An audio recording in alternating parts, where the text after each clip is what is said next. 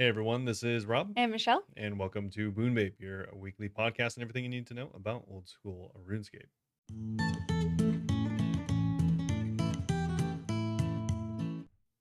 meet.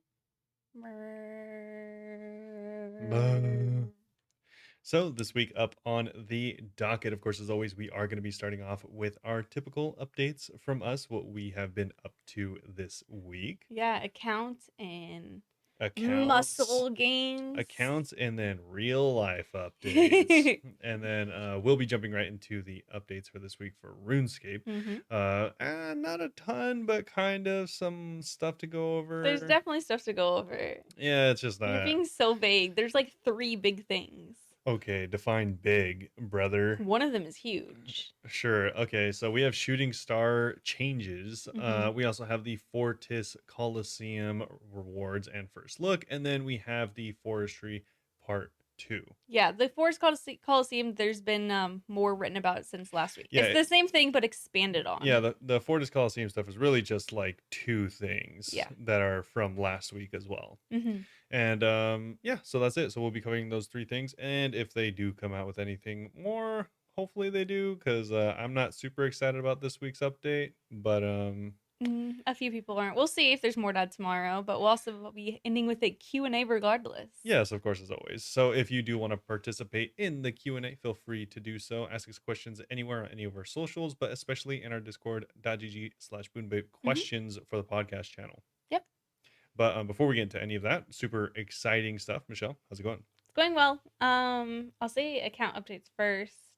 I got 94 crafting, huge. I still have like 10,000 gems between emeralds and sapphires that they're not the best XP, but I'm just doing it because they're free and why not? I'll Yeah, definitely get to 95 with them. yeah, true. And we saw a few purples this week. I've actually been sending some raids again. Someone got a Fang, I think it was Wraith, and then we did a back to back, and I got a body in my name. Nice. So Little body? between those two, I got 30 mil. That's easy enough. But yeah, super excited to be making money again. And because it's down, I actually went and bought Missouri. I'm not going to use it yet. I don't even own a crossbow, Nice. but it's not also not fortified. But it was like lower. I think I bought the entire thing for like 90 mil. You should just use So it with like the Dorgashin crossbow. I know, with the bone crossbow. Yeah, exactly. Yeah, it was like 90 mil. So I just have that chilling in my bank. My cash back's down to like 30, but I figure it might go up later. We'll see. I mean, maybe it'll get lower and I'll have gotten scammed. We'll find out. But yeah, the plan is to still save up and fortify that and buy a ZCP to use with it. Yeah, We big also specs. we have like the TwitchCon stuff. Did you want to say your personal updates first, then we'll talk about TwitchCon? Okay. So what Sure. have you been up to? So my personal update is That's I it for went me. to Twitch. No, I'm I just swear to kidding. God. No, no, no. Actually, I don't really have a lot of updates. Tell us about your muscles. I That's just what went you're to doing now. I went to the gym. That was pretty cool. I did. Whenever we were at TwitchCon, kind of leading into it, I guess I did go on a run in Nevada because In that's Vegas. yeah, in Vegas is where TwitchCon was this year, and it was like 95 degrees. It was hot. I did not go on this run with him. Yeah, no one did. I ran in a park by myself. Yeah, like a weirdo. Yeah, it was So pretty there cool. was like a bunch of flocks of geese around at There least to keep him was. company. Yeah, there was a ton of Were they gooses. honking at you whenever you passed? They actually did honk. Not Aw. whenever I passed, but they were honking. Like, oh, Yeah, they're like cute. honk. But yeah, honestly, I don't really have too many updates. Just a bunch of life stuff going on. So keeping me busy, keeping me hmm on my toesies. Your little circle of feet. Yeah, so we can just jump into the TwitchCon stuff because we did not go to TwitchCon We actually. didn't. We did not buy the passes because one, we weren't sure that we were going to go, and two, they are a little expensive considering I think the con is generally kind of lame in my experience Yeah, or I my would. opinion. I haven't been, If but it was, if we had more money, I would go for a day. But yeah, we were literally there for less than 48 hours, so yeah, I wouldn't have wanted to spend any time at the convention center. We were yeah. busy the entire time. There was I mean there was a pretty big announcement at the TwitchCon. I mean big, depending on who you are. But I don't even know if you know this, but they did announce that if you do stream on Twitch, it's non-exclusive anymore regardless. I saw something about that, but I didn't read more about it. Yeah, Yeah. so you can actually now they allow it. So as long as you don't have a contract with Twitch, So partners can't. yeah, you're Okay. allowed to stream to any other platform at the same time. which I did in the past because I didn't know it wasn't allowed. Yes, so now it is Fun. officially allowed, and so everyone that's not partnered or have some kind of contract with Twitch can actually stream on YouTube, TikTok, Instagram all at the same time if they Cool. want to. That's fun. Yeah, pretty cool. Besides that though, I didn't hear anything else really I cool literally about the didn't hear a con. single thing about the con. Yeah. Other than that, I saw that on Twitter too. Like no one was even talking about it. It was just like trending. Yeah, I feel like it'd be cool to go, I guess, if like you were really into watching a stream and you just like are one of the people that like just viewing your favorite streamer is enough for you to like live on for a little while, Yeah. then I mean maybe that'd be worth it. But I mean, the thing that would be nice is like parts of it are very much like Comic Con. They have like the artist alley. yeah, Like the artist alley is the best part of Comic Con. It's just where all the artists go and like sell their stuff. And there's just so much cool little N- things. yeah, I mean it's a standard convention. So if Yeah. you like conventions, like if you've been to Comic Con or Anime Expo, then it's probably pretty similar in some regards. Obviously, not in Obviously, every Comic regard. Con's number one.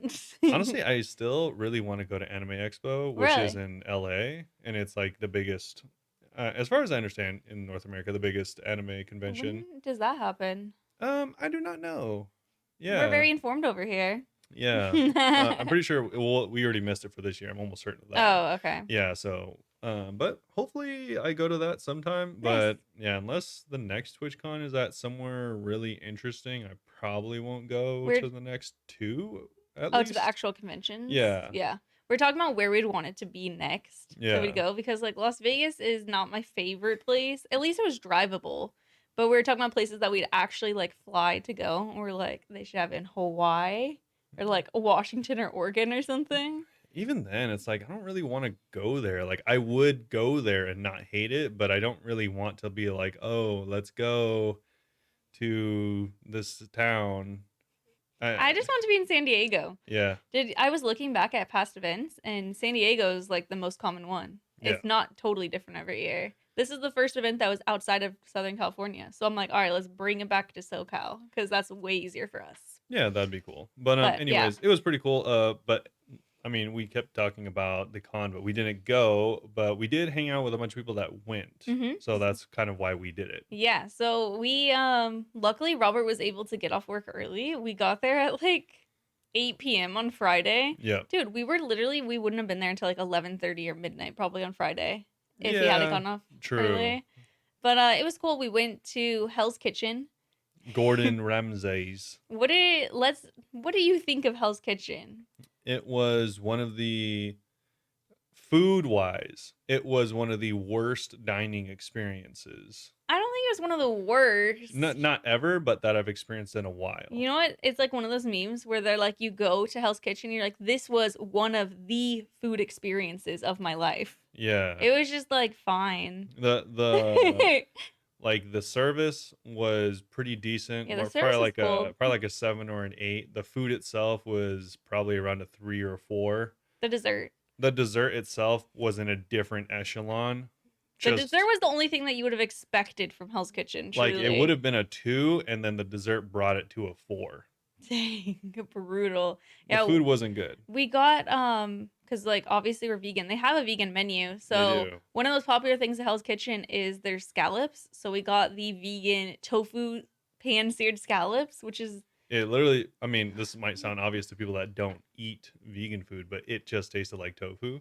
yeah, It didn't taste anything like a scallop, which is funny because there are oyster mushrooms which that taste tastes a like lot scallops. like scallops. Like we got those before and had like vegan scallops and it tasted so much like it that grossed me out and I had to stop eating it. Yeah. So this one was just this is like how non-vegans think all vegan food tastes. Yeah, it wasn't very good. Yeah. And then Artichoke you got risotto. an artichoke risotto, which I liked that. I thought tasted nothing like artichoke. They put truffle oil in it and it was kind of The strong. risotto wasn't done very well. The rice was still like fairly like hard and not like hard, but harder than it should have been for a Hmm. risotto. And on top of that, it only tasted like truffles. Yeah, it had a very strong taste. I thought it was okay because I mean I haven't had risotto that many times in my life, so I'm Yeah. basic. Yeah, if you like truffles, then I guess you would like it, but it only tasted like truffles. Literally the best part of the savory food was our side, which was potatoes with a garlic confit. Well, yeah, it was Confit? it was potato and kale confit. Yeah. Yes. Pretty Garlic good. potatoes. Pretty good. That was literally better than our entrees. Yeah, very good. I'm Very just good. glad that we didn't eat meat because everyone's steak was like The 60 to steaks $80. the steaks were 60, and if you got Ooh, what's it the called? Wellington, The it was Wellington. $80. Which everyone on our table, there was 7 of us, I believe. Everyone else got steak or the beef Wellington. Yeah. I guess to like put it Man. into perspective, with the 7 of us, I think it was, the meal was around like 900 Did total. you find out for sure? No, but just doing the math, it would Ours was be 100 around. between the two of us. Everyone else was 100 per person Yeah, around. exactly. So it would have been closer to like 1,000 or 1,100 if we were not vegan, which is kind of funny. Dude, it was like not great. I mean, it's the experience, whatever. I think that people really like their beef Wellingtons. Yeah, I Nunu guess was so. sitting next to me though and had a steak, and she's like, "Yeah, I've had better steak." She didn't even finish it. Yeah, this is gonna sound really, really potentially like pretentious or something like that, Oh, but are you're a steak connoisseur of sorts? well, Actually, he used to have like steak I every said, day. I don't know if I've told you guys, but I did mention this over the weekend that, or to the people that we were staying with, is that Hmm. like for 6 months before I became vegetarian, I would eat uh, a ribeye steak every day, at least one every day for 6 months, What and a weird change in diet you had so quickly. yeah, and so I One YouTube became video changed everything. really good, as you can imagine, at making steaks. And to this day, I think I make the best steaks and the best pancakes that I've ever had. You make very good pancakes. Yeah. I'll give you that. So very unfortunate. I'm sure, obviously, some chefs make steaks better, but like I'm not gonna go pay for it. Yeah. Even if I was eating steak, obviously. So like same thing with pancakes. Like I'm not gonna pay like $20 as chefs. Like I make the best pancakes. I'm like No, they're you don't. I'm I'm gonna go home and make better. it's mostly not like they don't make better, it's that they don't make marginally so much better pancakes that I would pay such a high amount. Like, if Yeah, when you I can feel make them like for like $3. yeah, like, if I went to Cowboy Star, which is, literally a five-star restaurant that Oh sells yeah. steaks, I'm sure their $200 steak would be better than mine, but it's It's not $200. worth the value. Yeah, exactly. So it's Yeah. like, yeah, I feel like you're bound to get disappointed if you have, like, steak and you're a decent, like, cook at all. You know what wasn't disappointing though? Tell them about our dessert. That was the Oh, it one was very redeeming good. factor. Also, they don't even have Coke but there, by the way. They just have Pepsi, which was Yeah. kind of extra insane. I I got mean, a I root guess beer and so. it was $6. Yeah. I don't remember what else was with our dessert, but It I was know it was called coconut ice cream with, Coconut Three Ways. yeah. I don't know what the third way was, but there Neither do was I. coconut ice cream with like a coconut caramel on top of It was it. like a passion fruit It caramel. was It was passion so fruit. good. Yeah, And it it was had very good. like emasculated coconut on Emasculate. Come on, it. dude. What's it called? Macerated? No, you're not. I mean, Massacred. no, you are not thinking of the same thing. I'm not. That was desiccated I'm coconut. desiccated. It's not even the same thing you're making fun of. She was Whenever trying to say macerated. whenever we say macerated, we like to say emasculated for anything. No, I Or say he'll say massacre. massacred. He Yeah. says massacred, I like to say emasculated. Mine makes more sense because I mean, mine's more they fun to like let say. all their juices out, which is like their It's blood. kind of emasculating. Okay. If you think about it, that was the one redeeming factor, and it was cool. It came in a little coconut shell, and it was on like dry ice, and they poured it so like fog was coming out. Yeah, it's pretty cool. Literally the only redeeming factor of the entire meal. But after that, we went to a club. We're clubbers now. Yeah, Club Omnia. Vegas clubs are a scam. I mean, it was a scam, but also it wasn't that bad. It was like $100 to get in, and the drinks were like $100. The Well, drinks. I'm the still glad we drinks, don't drink. I think the drinks were Like 50 each. about $20 a shot is what I think it came out to. So it was like 60 for a small drink and 100 for a large drink. That's nuts. I'm Yeah. so glad we don't drink. All we know is the clubs, they don't tell you how much stuff is until they have your card. Yeah, because Yeah. obviously for like mixed drinks they don't put one shot, so That's that's true. why they were so much. Yeah. It was really fun though. Like we went and Omnia is actually very cool. It has like it has a chandelier that's like moving and stuff the entire time. It has like lights. Yeah. And they like blow cold air at you a lot, which was kind of nice. But then like the last one, I feel like they're blowing for so long you can't see anything. It's like disorienting. Oh yeah, it was tough to breathe. Yeah, the last one was overwhelming. Yeah, there was a lot of people there too, Yeah, but but it was pretty cool. Yeah, it was pretty cool. A little too loud, it was honestly. pretty funny. This one dude was like super high and kept like trying to go towards like me and Nella, kind of like going back and forth. But He it's was he was incredibly not just high, he was dude. incredibly inebriated on many Yeah, substances, and no, it was like he was being obvious. babysat by his friend. His friend was Yes. like following him around to watch him. Like he was having a hard time existing as a human. Yeah, his eyes were like half closed, but it was so funny because like at the club when people want your attention, they'll like stare at you and kind of like look at you so you come closer and talk to them. I could see out of the corner of my eye, he was like this far away, like right here. Oh, you can't see. He was like a foot away from me, just staring at my face, and I was just like staring straight ahead, like I had no idea he was there. And I could see him just keep like looking at me, and I was just like, please He don't. probably thought you were like an alien or something. He probably just thought I was He drunk, but probably I thought was you just were just ignoring like him. a standing dog in his eyes because he was like just hallucinating or something. He was like doing the same to Nella too, and he like walked behind her and like put his hand on her waist, and she was looking at me and she was like, "Oh my god, help me!" And I like put my hand on her waist and just like moved his. It was like slowly backing it away from her, like go away. Yeah. Yeah, people are gross, but overall it was really fun for the price. Yeah. And then that was Friday. Saturday, what did we do? Oh my god, I got a tattoo. Yeah. I got a stray dog You tattoo. got a stray dog on your leg and it got infected. My leg's infected. I've never had an infected tattoo before. It's pretty gross. Yeah, I need to work on standing up for myself. The guy that was doing my tattoo, he did Nella's first, and then he like took a picture on hers and was like copying the picture, which is pretty normal to make sure that they look the same. Except for he went to take the picture and didn't switch his gloves, and he kept unlocking his phone and not switching his gloves over and over, and I felt too insecure to say anything. And now my leg's infected, so I wish I had. Yep, there we go. Lesson learned. That's whenever Robert went on his run. And then Saturday, we also had way better than Hell's Kitchen the food that we had. Oh, we got tacos. We got Tacotarian. They're Yeah. like the best vegan tacos we've ever had. Yeah, they're very good. Delicious. They're very good tacos. Oh, and we went to a cat cafe. Oh yeah, we did. That was the highlight of the trip. Okay. I don't know that for sure. Let's move on to the actual thing we did. Yes, okay. This is when we saw actual like content creators stuff. We went to the base party on Saturday. Base party. So people you might know that were there was I think like Jimmy C Engineer. Was Jimmy there?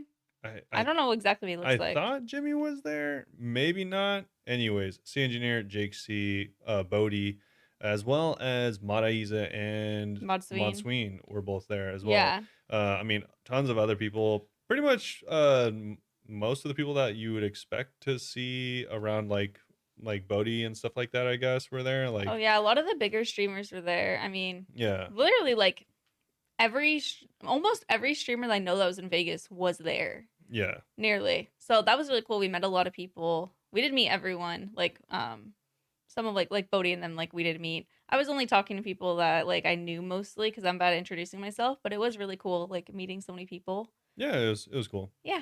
And everyone was really nice. Yeah. Speaking of Mod Sween though.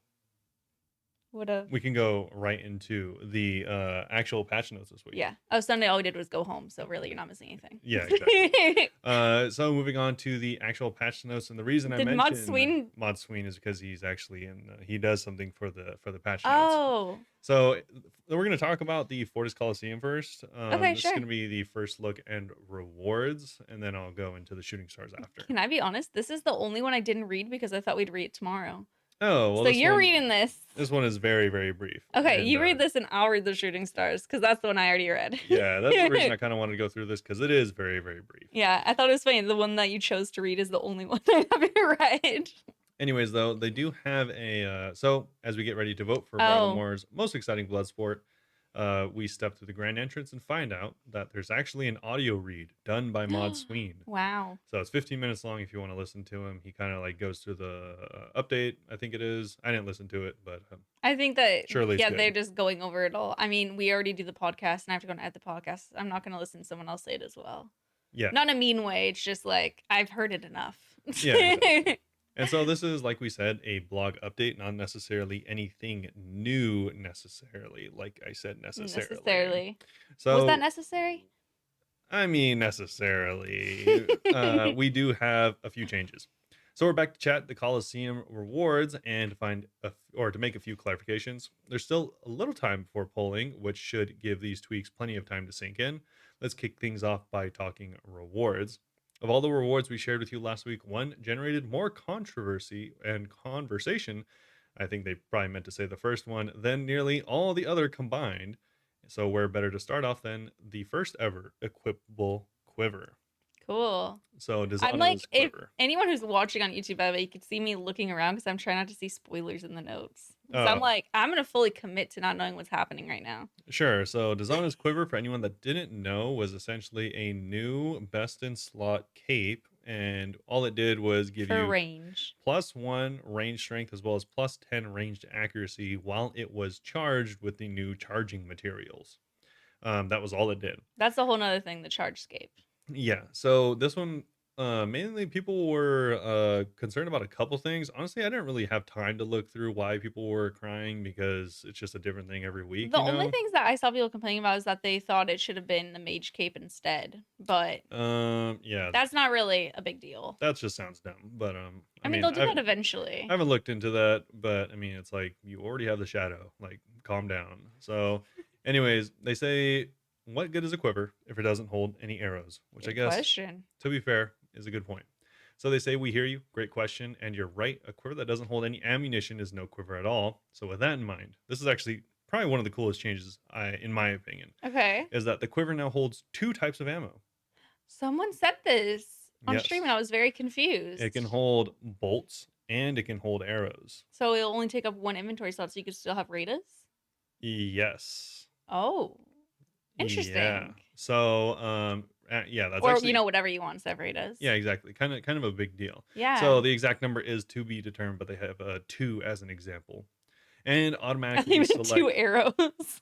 no two It's a really types. small quiver. So they say it'll automatically select which one suits your current weapon. So if you swap to a Zerite, you don't have to actually worry about equipping the correct thing. It'll just automatically know you should be using the ruby The bolts, for bolts example. instead of arrows. Well, it Yes. doesn't seem, I mean, never mind. I haven't read it.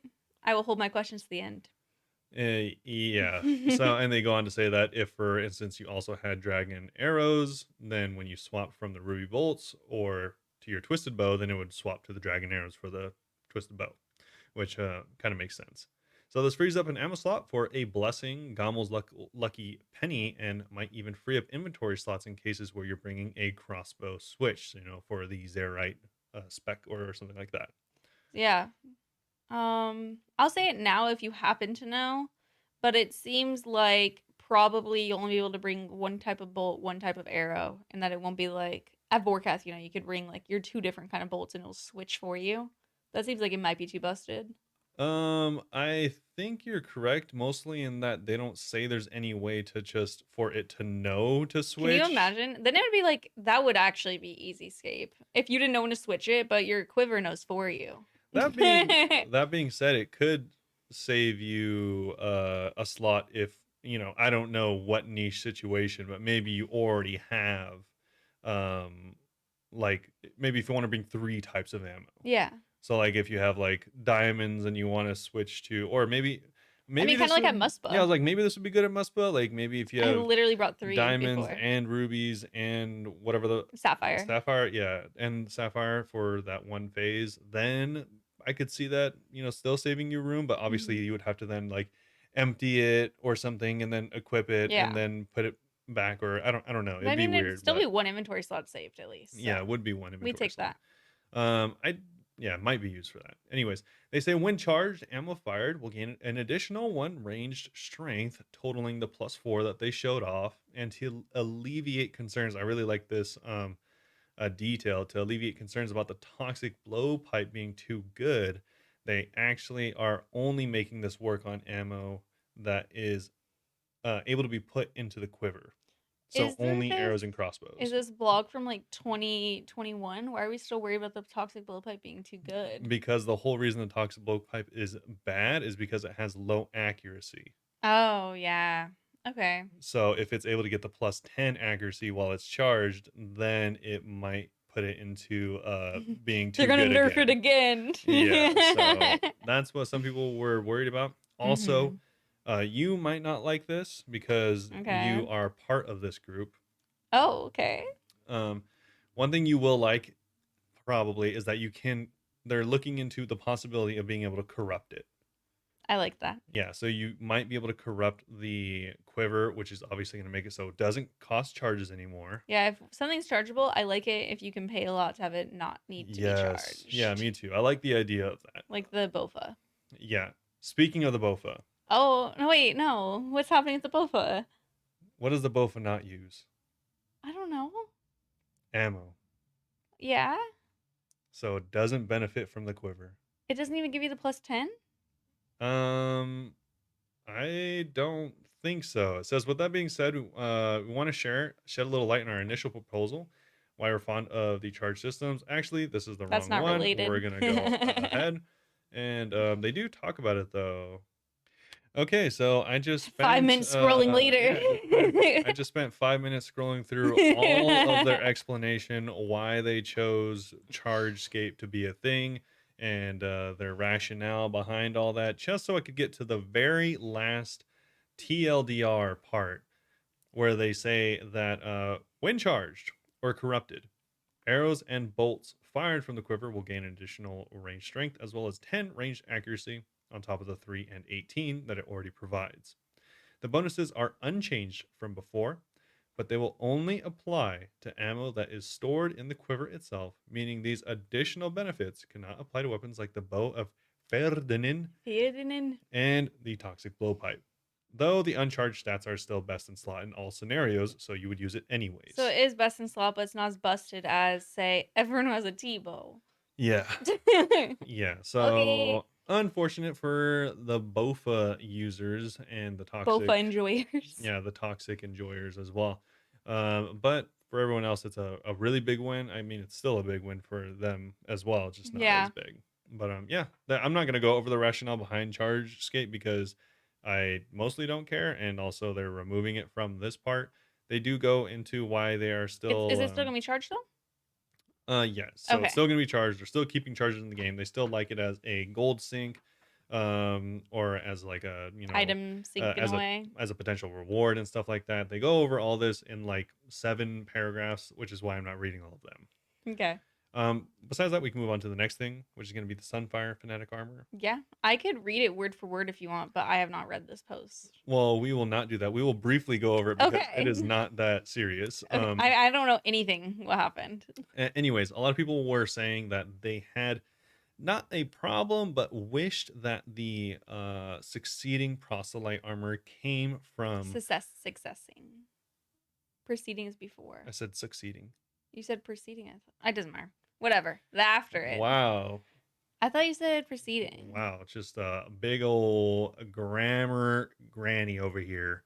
Anyways, that's when you like try to grammar someone, but you're really slow I'm about it excited and to you're listen wrong. back and hear who was correct there. We can do it right now. No, that's way too much effort. Okay. I'm so tired right now. I'm sorry if I look really sleepy. I took a weird nap Why are you and tired? should I say? Yeah. I had my first day of part-time job today and I had to wake up at like 7:50. Wow. Should I say the other part? I mean, if you want, it's your life. I Okay. wasn't even planning on sharing this. I wasn't going to, but that's why I'm tired. All right, well, I we'll just think move I on. think I'm gonna quit already. All right. So, anyways, speaking of big disappointments, Am this I the big disappointment or the Sunfire job? Fanatic armor Wait, Robert. is gonna get changed up. Wait, what's the disappointment? The disappointment is that this armor used to No, have the that's not what stats I of mean. rune armor, but they're actually changing it because, like I said, a lot of people wanted the proselyte to come from the Temple Knight quest line. So that's where the initial initiate armor, actually funny, the initial initiate armor comes from, as well as the proselyte armor comes from. So people wanted the Temple Knight Slug Menace Slug whatever Sea Slug story to continue, and they're all like, okay, well, the proselyte won't come, or the proselyte replacement won't come from this quest, but also chances of it coming from that continuation of that storyline is like practically zero. So yeah. Oh, Anyways, yeah, we're it not says sure to feasibly pick up the Temple Knight Sea Slug story to fill this space. Oh, Yeah. Oh. So, I mean, you No kind way they're of just get. giving up an entire quest line. I think it's funny because it's kind of like you ask and you shall not receive because they're Yeah. all like, "Oh, we want this." They're like, "Well, as a matter of fact, we see what you're saying, but we're not going to give you that, and we're not going to continue the storyline." What they should have said was, "What's the Temple Knight Sea Slug quest line?" True.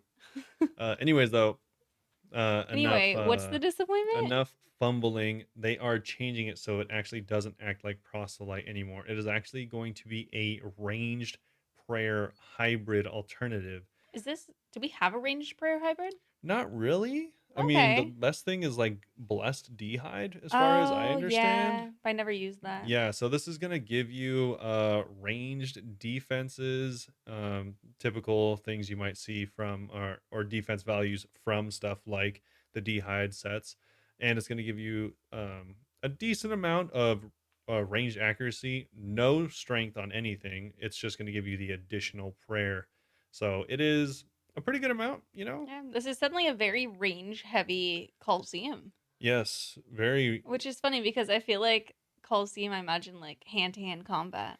Yeah. Also, I was thinking as an alternative for like the chargescape thing is Hmm. like potentially this should reward like a lot of I was this is just randomly something I was thinking. I was like, it'd be Yeah, cool if like the fans or like the enemies would shoot a lot of arrows and then they use that as lore to be like, oh, you have all these extra arrows and you would like charge the quiver with arrows or something.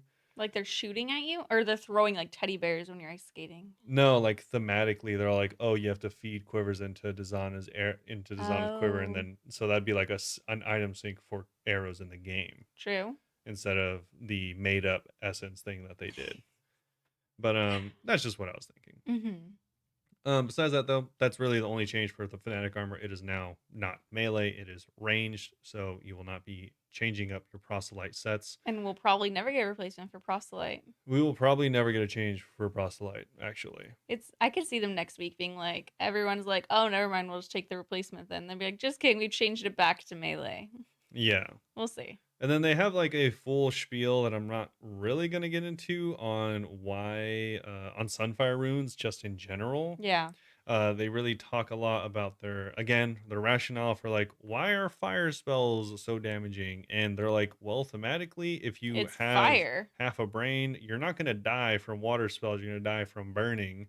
So That's why Fire Nation is the strongest. yeah, that's so funny to me. People are like, why aren't the other spells? I'm like, Why isn't the that earth doesn't make spell? sense. All I the did a mud projectile and they're okay. yeah. Whereas I did a fire wave. Yeah, like it's a wave of a I feel fire like fire and blast. maybe ice should be the most because you could like freeze someone, they could die. But I mean, people already use People the use ice all the the time. ice one is for with Ancients. the tome of water and stuff like that Oh, too. yeah. Yeah, Yeah. yeah. So, Fire, I mean, yeah, thematically that makes way more sense. yeah. And also there's already the tome of fire and stuff like that. One really And cool also change. like the sun god, basically. Yeah, that's what they said. Ralos is the sun Yeah. god. And on top of that, so they did say this is the one thing because people were like wondering, like, oh, you already have, the Tome of Fire, which buffs fire, obviously. And they're like, how is that going to work with the new runes? Because you Mm-hmm. get fire runes from the fire pages. Yeah. So they're saying that you can actually combine the runes with the pages to make like sun, Sunfire burnt pages. yeah, suntanned pages. Sun kissed pages. Yeah, exactly. I forgot the name that they used, Kissed by the but god Raylos himself. yeah, so you can actually make the Sunfire pages, or Searing pages is what they're called. Oh, that's a better name. Yeah, so it does give you the additional 10% minimum hit. Everything is the exact same, and it'll apply to the fire spells that you use with the Tome of Fire. Sounds interesting. Yeah, pretty cool. And they also did mention one last thing, that glory itself isn't a currency. So some people were confused. Okay. I was Yeah, imagining it's something that you don't see that kind of adds up, like a number on the side, to be honest. no, it's really like a rating, Okay. like kind of like a ranking. Mm-hmm. So it's like you won't understand this reference so much, but for anyone that's played WoW, it's like a PvP rating or like a RBG ranking. So it's like it says that glory isn't a currency like Toggle. Mm-hmm. It's effectively a representation of your personal best performance. If two players finish a run of the Fortis Colosseum, but player A finishes faster and with fewer mistakes than player B, then player A will have higher glory. It's pretty simple. Just do Okay. better and you will have a higher glory. But it's not a physical thing you have. No, but you will require certain amounts of glory or minimum amounts of glory for tradable rewards like the Dazan or untradable rewards like Dazana's Quiver Yeah. or potential cosmetics or anything like that. Okay. So it's really just like a thing to measure how well you had done. Like maybe you got 100 last time and like you're aiming for 120 this time. You know what it reminds me of is mobile games. They have a lot of times you get unlocks and you reach certain levels. It's a very mobile game of them. Yeah. Yeah, sure. I don't So know that they'd love that comparison, but yeah. So anyways, that's just the things that they wanted to update us on. Like I said, really not that many updates. They just clarified what glory is for some people. hmm Sunfire runes now work with the Tome of Fire, and thematically they make sense. yeah. Even though it is The kind of weird, it sounds like a very last second thing that they're like, "Oh yeah, Tomo Fire." Yeah, I think that's what happened. That's like kind of awkward. And then we have the Sunfire Fanatic armor turning from proselyte to ranged proselyte for all intents and purposes. And then also Dazana's quiver has been essentially buffed Yeah. for certain users. Interesting. I like that. Don't know if it's too good. I have a hard time deciding if stuff's too good, so wait to Yeah. see what other people say. I don't know if it'll be too good, but I think with that change it will be really good. Mhm. Just because like, I mean, it would make you would save a I mean not a lot more room, right? I You mean, would that could be save like like one more KC every trip. That'll really add up over time yeah, with you would save people. like one or two spaces if you planned on bringing a Zerite switch. hmm But that's fairly niche. Like not everyone has like the Tebow Zerite switch. Someday I want him. So yeah, I mean definitely that will help people. I mean, even if you only have a Zerite, I don't maybe like you use a Bofa. Oh, you know what I think it's good for actually is for going to the God Wars dungeon. So I use a lot of like for my God bonuses, protect me, whatever. Yeah. I like to have the prayer slots. Yeah, yeah, of So that'll be course. nice. Yeah, that'll Yeah. definitely be nice. On top of that, you could also do switches to like the Armado Cross, I guess. hmm It's still an actual item that works, even though it sounds crazy. I know. I need to buy that probably. I don't know about that. I don't Unless know you're if gonna that's make, better than the Bofa I was like, though. unless you're gonna make your own Zerite, I don't Maybe. really see I the don't have the point. money for it right now anyway, Yeah. so it doesn't matter. Anyways, that is gonna be it for the Forest Coliseum update and first looks at the revised rewards. Cool.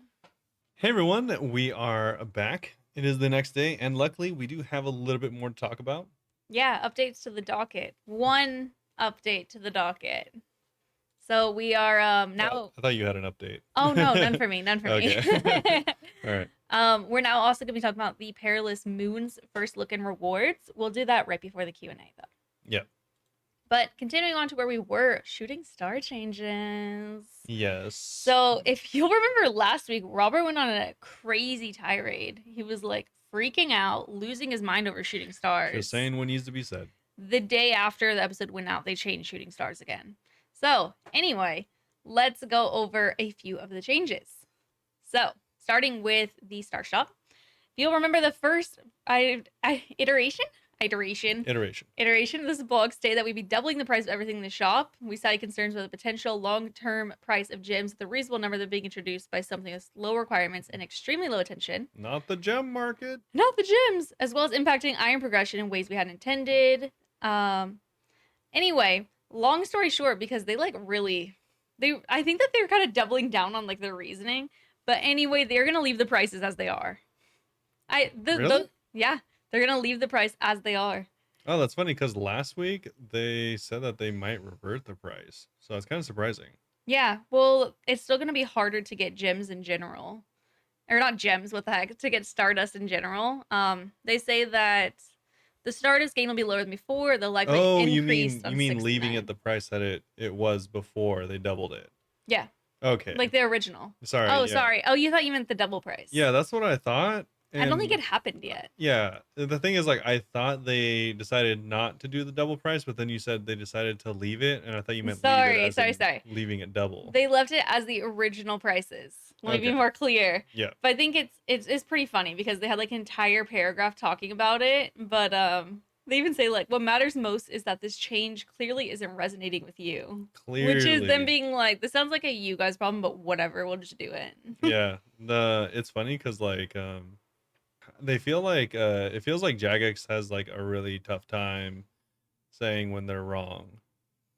I don't know. I mean, I feel like they're pretty good at it, but this one I think that they don't think that they're wrong, like genuinely. I remember they have admitted it a couple times, but like stuff like this is just such an easy like, oh, this isn't exactly What we meant, never the mind. best idea. Yeah. Now that we've looked at it with eyeballs that work. I think that I mean their whole thing is I think that they still think it's the best idea. No, And they exactly. just think that we're dumb.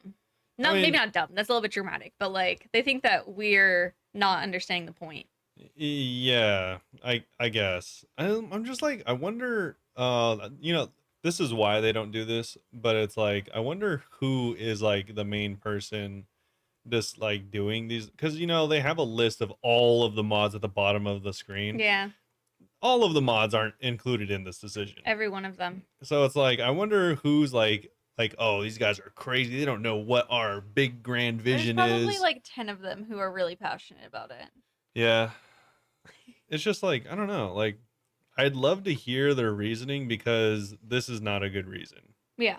Unless they have like some like data, they're like, oh yeah, all these gems. There's like 1 billion gems coming into the game every day since stars or I something. mean, regardless, it's not getting changed. It'll be the same price. It just is kind of funny that they seem like they're doubling down on their reason. Yeah.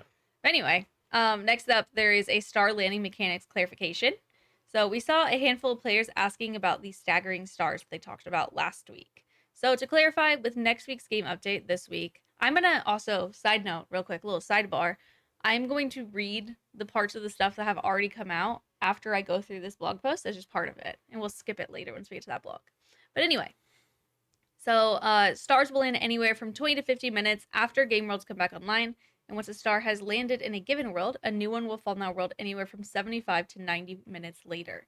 By spreading out the spawn times, reducing the wave spawn timers, and keeping some variance from them, we're able to better ensure players are spreading out rather than flocking after a period of downtime. This also means Sure. this also means that if you're actively seeking out stars and hopping around, you might find yourself having more uptime than before, while also taking some strain off our servers by spreading yourselves far and wide in search of stars.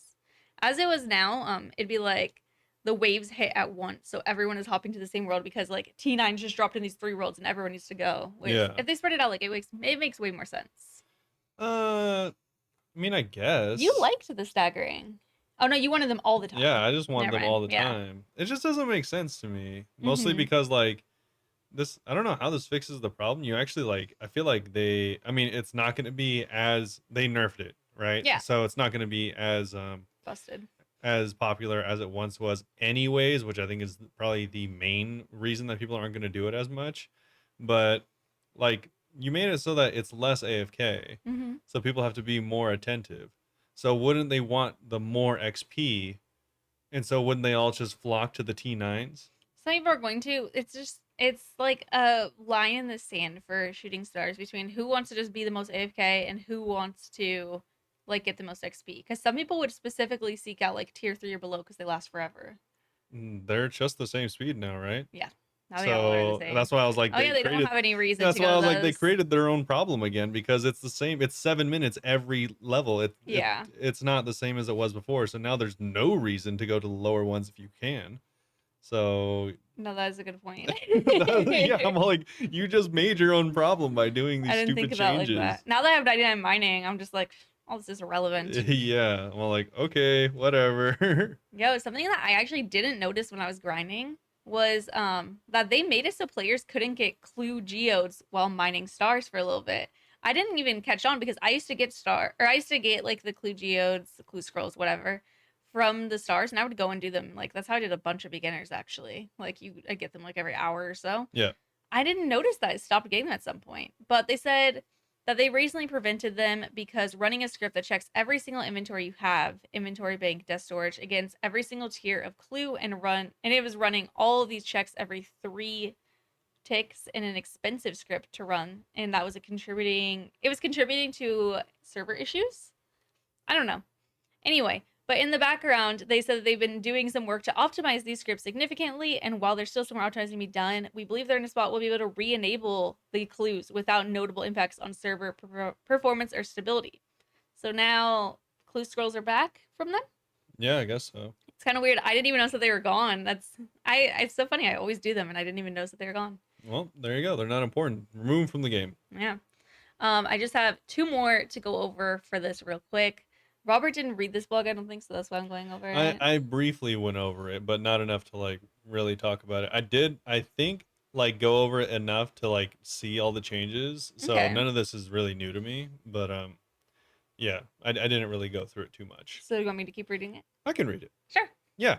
So this is a good This one is for the me to point read. that I know. I thought it was appropriate for you. That's why I Yeah. asked. So I mean, I'm not unique in this take. Said, why don't they just fix other mining methods? Crazy. Fix your busted game before you add to it. Okay, well, in their own words, fix other mining methods, not fix your busted game. Yeah, sorry. That was their typo. Sorry. In the first iteration of this blog, we acknowledged and agreed that mining is historically a pretty unpopular skill. Who would have thought? I thought it was going to be my last 99. I'm very surprised that wasn't. Yeah. While it's among the most varied of the gathering skills in terms of unique ways to train, there is clearly an issue with player perception of the skill that leads to many of these methods proving extremely unpopular, which trickles down into the skill as a whole. Fixing, quote unquote, mining isn't something we can do in a short time frame, so we won't do it at all. Stop. They didn't say that. Oh, sorry. And with the server stability being our number one priority for the mechanical changes to stars, it's essential that we move quickly to reserve the impact of our previous Reverse. reverse Yeah. the impact of our previous change on our servers.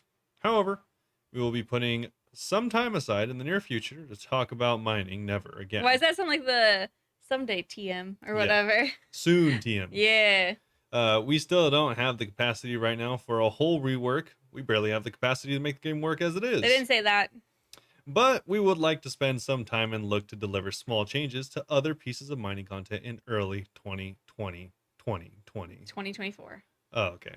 I Sorry. should have just read this. Anyways, though, we move on to some examples of the things they can't fix. When we say small changes, we mean things like XP rates, resource output, approachability, or the activity required for content like Volcano, Volcanic Mine, Blast Mine, Motherlode Mine, Amethyst, and etc. Effectively, to take a look over the things that make mining such a diverse gathering skill and trying to better encourage more of you to try more of the things on offer in search of those mining gains. We'll likely be talking to you about these tweaks and hopefully finding time to pull them before Christmas 2035. 2023. Yeah, I so mean, pretty interesting. I'm hoping that they buff the XP rates from Volcano because it's a skilling boss that gives you absolutely like no XP. Yeah, I love Volcano and I think it's fun. It's not. It shouldn't be classified as a skilling boss. You it's get not. no XP. It is I think technically it's a skill 10,000 an boss. hour. Yeah, between all of the XP methods combined, like the rune crafting and the mining, and don't you get more? Is Rune there crafting, is there mining. I like think that's smithing or it. something like that? Oh, it might be some smithing. Yeah, You I do think have there's to smithing like because you you if have to you melt them kind of. yeah, exactly, if you melt the Been a things. few weeks. Yeah, so I think all of those combined is like less than 15k an hour, something like that. It's like 10K. Yeah, so it's pretty laughable. If you go there for XP, you have some serious looking inwards to do. It is kind of weird. Like Or they you like talked to loot. about like approachability and stuff, but like Volcano is like really hard to get to. Like you have to go and do Song of the Elves and stuff. It's I so mean, funny because it's like, well, compared to other stuff, like yeah, yeah, Motherlode Mine is like dead easy, and yeah. people stay there. But like Volcano is like awful XP, even though it's like way harder to get to. But It's it just has, so strange. the thing is, it does have good rewards. It's not like it gives you Hmm. nothing. The thing Yeah, is, that's. like, I will still go back to Volcano even though I'm 99. Whereas all the other stuff, I don't plan on going back. yeah, the thing for me though is it's still not very good. Like, if I were to do it, it would be decent if I wanted like really high end, like ores and stuff like that, Yeah. or bars. But I mean, gold, right? Gold exists in the game, so you're just gonna, and I mean the ore, so you're Hmm. just gonna go and get gold probably. I've been saving up all my gold that I get from every drop. I have like 3 mil worth. Yeah. So like Volcano is pretty useless in the fact that it gives you nothing, mainly as in like it gives you nothing really usable. I'm looking at like Well, from it an depends Iron what Man you use. standpoint. I don't think a lot of irons do gold. Don't they do other stuff too? Well, yeah, Like way well, more than mains. Mains I feel irons like do a lot of irons do gold. like a little bit of everything, but I mean, I don't know, you do a lot of gold Yeah. still. Everyone sells a lot of gold because it's just so fast and Yeah. easy. So like You don't really need coal. the only people doing Volcano are bots and people that are trying to like People like me that just sell. like it. Yeah, people that like it, or people that are trying to like get money to do actual efficient Oh yeah. blacksmithing You ways know, it's or actually smithing like ways. decent money per hour. It's like 1 mil an hour. If you ever want a little game to play, it's really cool. I Yeah, want the pet. I guess it is very high requirements for only a mil an hour though.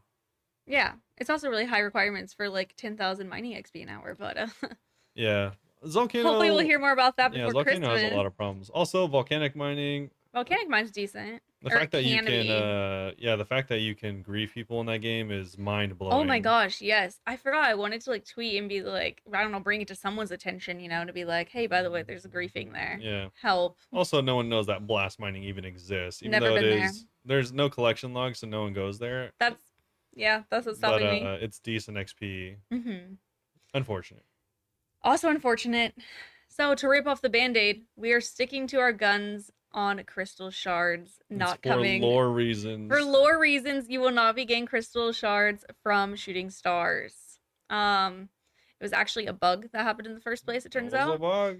So a little bit of lore stuff. Basically, Saren, like the little elven god, she shattered herself into countless shards to ensure the elves could live on without her, which is actually like kind of a nice little story. I didn't know that. So everything in Prif benefits from this and contain tiny pieces of Saren, whether that's trees, the rocks and the vines, or various other activities where you receive them. Shooting stars come from space, not Priftinus, and they should have never been giving crystal shards in the first place.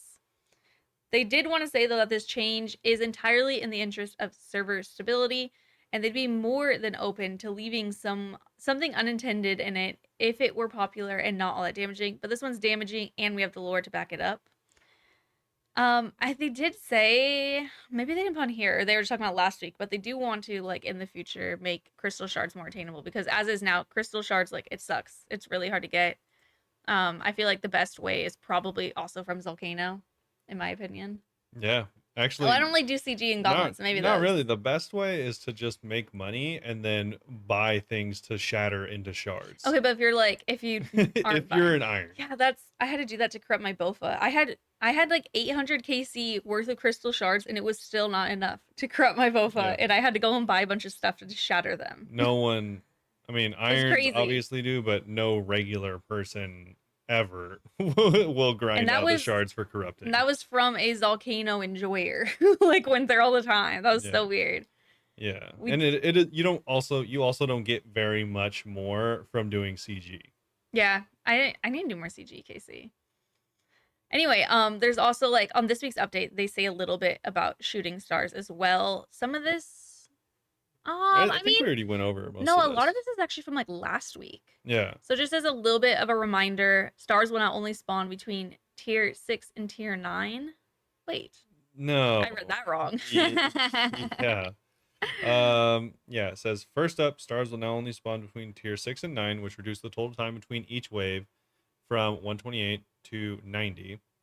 Here's a chance of encountering each tier. Oh, I remember I said this table because I thought it went down, but doesn't. No. So 6 and 8, you have a 25% chance.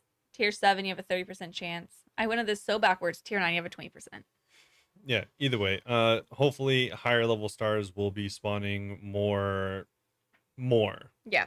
And as a reminder, now regardless of size, each tier of stars will last 7 minutes before degrading, assuming there's at least one person there. And a tier 9 star will last 63 minutes. Each tier is now also going to give consistent 32 XP when obtaining Stardust. In addition, your chances of obtaining Stardust at all now scale with your mining level from 29% level 1 up to 46 at level 99. Couple other small changes. The clue scrolls are indeed obtainable again. Crystal shards are not obtainable anymore from shooting stars, and random events and cannons will now be disabled in areas around stars. Yeah, so they're just saying that all the changes from last week are now active. Yeah. The post is a little bit old, so that's why I was like, I'm gonna kind of combine these two. Yeah. But something kind of new and cool. Yeah, so we have yeah, I guess. So we have Forestry Part 2. Hmm. So apparently there was a actually I They saw didn't forget this. about it. Yeah, everyone thought that they I forgot about literally it. like I tweeted like last week, being like Forestry Part Two isn't real. It can't scare me or something like that. And like the Spari from Guthix Rest was like, I think that my conspiracy is that they're just not going to talk about in hopes that we all forget it happened. To be fair, it was not They a didn't talk about it for so long. It was supposed to be out in August. yeah, and on top of that, it wasn't like a very sought after update. Like I don't Yeah, know anyone that it's was looking more forward to it. controversial than the first one. Yeah, Yeah, because but the first anyway, one was good and the second one wasn't. I've been enjoying it kind of, but like, yeah, I don't know. That's the best. Yeah. Either way, they say it's time to don your most rugged plaid shirt and sharpen your axe because Forestry Part 2 is here. In this update to the woodcutting expansion released earlier this year, you can expect new rewards, gear, and cozy new ways to train firemaking. Let's get into it. I have heard, I don't know if this is a bug, I have heard reports that the firemaking, which is supposed to be, you can do it stationary, Yeah, I actually have and it pulled up on the other screen. Look, it looks cool. yeah, it's supposed to be 50% XP, but people have calculated that it's like lower. Oh, it's supposed to be a third of it. Oh, is that? No, Mm-hmm. I think it was pulled at 50. Oh, when the Eh, blog post it says a third. So Yeah. spoiler, I unless like something happens and like I really mess it up, I'm making a video on everything you need to know about Forestry Part 2 as well. Yeah, I was like So I was like, I wrote notes earlier. It's a third. I didn't personally look into this, but people did say that I mean this isn't the first time they would have done something like this, so I They changed believe it. something that we voted. But yeah, like I think maybe we voted for 50% and it's 30 now. Maybe they're gonna buff it whenever they add the new prayer book with certain skill prayers in it, Yeah. like we voted for as Yeah, well. like we voted for. Anyway, Anyways, we have new events. events are exciting activities that spawn while players are chopping a tree. Each event has its own mini objective. Complete it, you'll receive XP and anima infused bark, which, if you remember, is like the forestry currency in the game. Some events will only spawn when people within the chopping group have a certain item in their forestry kit. The main components for each of these items are available in the forestry shop, along with a list of everything else you'll need to craft them. So, we don't really need to go into detail on all of the events, Yeah, we've already probably. been over these a million And also just times. because I'm literally gonna record myself saying it all again later. But just going over like this real quick. The first is Friendly Ent. This one you do not need any special items, and it also spawns in free to play, which is nice. Yep, the only one. Yeah, and this one rewards you per cut and in reward with anima infused bark and XP. Next is the Beehive. This one you need a smoke canister to spawn it. You get in anima, and it's so hard for me to say the anima infused for some reason. You get the bark as an in reward, and you get XP per log added and as an in reward. There is a unique reward of the player owned house bee box parts, but that isn't out yet. They're having problems with it, so hopefully that will be out next week. Cool. Next is pheasant. So you need a pheasant spoon for this. I actually think the pheasant of it's pretty cute. I hope that it spawns. Like, I'm not even woodcutting. I'm just like, I have it open so I could show Robert stuff while we talk about it. Okay. But you wait, you scrolled too far down. I need to read the top. You get bark per egg that you return to the forester and get XP at the same time. You can get a pheasant's outfit from all the feathers that you like will randomly collect. See, I have 10 little feathers here. Wow. That's not enough. And you could also have a very rare chance of getting a golden pheasant egg, which gives you the pheasant transmog for your beaver pet. Okay. Yeah, That's some cool. people don't like the pet transmogs, but whatever. Sure. Next is poachers. So this you need a trap disarming kit. You get anima infused bark and XP per trap disarmed and as an end reward. An extra little bonus thing that you could get is a fox whistle, which will let you turn your beaver pet into a fox. Next is this is the final new one is the enchantment ritual. Item required, you need a petal circlet and you get bark and XP as an end reward. It's also possible that you get a wearable petal garland at the end as well. Finally, reworked is the leprechaun. The leprechaun is back and better than ever. You need a charm for this. You can actually get stuff from him. Previously, he was just like a little bank guy for you. You know, you Yeah. deposit all your logs. Now he has like these little rainbows that like randomly spawn, and you go and stand on the rainbows, and it like does this little animation around you, and you'll get a buff where while you're just regular woodcutting, you'll get extra XP and bark. Yeah. It's actually kind of cute. Um, Better than before. Definitely better than before. But yeah, that is all the new stuff. Yeah. Really, not a ton, honestly. Yeah. I mean, all those new things are in the event shop, the reward shop. So, I mean, you can go buy Yeah, like the those. smoke fuel and stuff. Yeah, someone did mention, and we are gonna go over this, so I guess I won't mention it right now, but some of the rewards are not very good. Okay. Interesting. I don't even know what you're talking about. Yeah, really not very good. Anyways, the 4 new items are gonna be the smoker or smoke fuel, egg cushion, trap disarmor, blueprint, and crystal charm. These are going to be the items that you need in order to attract certain events. I think it's kind of obvious which ones go with which. With the one requiring the highest being the smoke fuel, you are going to need 37 herb lore, 53 smithing, and 53 wood cutting if you want to get some of those. And you do get 10 of each of these whenever you do Yes. get them. But you to make them, you also have to have like other components as well, like steel bars and flowers and random stuff. Yeah, and bark and logs, Yeah. all the typical stuff. And they do notify you this in the shop. Yeah. But the thing that I think is probably Everyone's the talking only about. good part of the whole update, Do you think it's good? I think it's good in that I don't hate it. Okay. Yeah. We're moving on and talking about the two-handed axe. Pretty cool. So you can make any axe in the game two-handed, Look at that including third age. cost. There is no reversing. Zero reversing. So if you turn your third age axe into a third age two-handed, Don't worry, you'll get max cash anyway. yeah, it will not be the same item ever again. Yeah, the cost for the two-handed axe, it's the handle actually that you combine at an anvil, but it's 10,000 anime infused bark and 500 noted oak logs. Yeah, the oak logs are kind of a joke, but either way. Yeah, that part's funny considering how much bark you need. Yeah. Anyways, though, we'll start with the big one, the two-handed axe. Pick up a felling axe handle from the forestry shop, and you can use it while next to an anvil to change almost any axe into a powerful two-handed variant. Bronze, iron, steel, black, mithril, adamant, rune, dragon, crystal, and third age are all the eligible axes. I know there are some random Yeah, the niche random ones are probably ones. from like quests, like a holy axe. Yeah, some random stuff like that. Both the felling axe handle and the two-handed axes are tradable, so probably just buy yours. Yeah. Yeah. Anyways, while it chops at the same speed as the regular axe, the two-handed version offers something a little extra. While you have, it kind of is weird that it chops at the same speed. Well, I mean, just finish this part. Sure. It kind of makes it even out. Sure. No, just thematically, it doesn't make sense. Oh, yeah. While you have forester's rations in your forestry kit, each successful chop will give you 10% more XP and 20% chance to not obtain a log, so you can AFK for longer potentially if your tree lasts that long.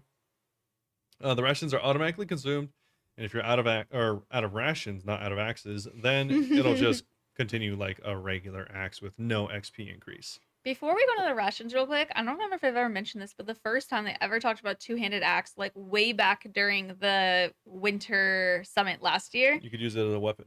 No. Oh, that's what you're gonna say. I thought that it was gonna be something this is so embarrassing now. I thought it was gonna be something you do with other people, and it's one of those huge seesaw axes that you're both holding and chopping down trees, like moving back and forth. Look at me and tell me real quick what that is.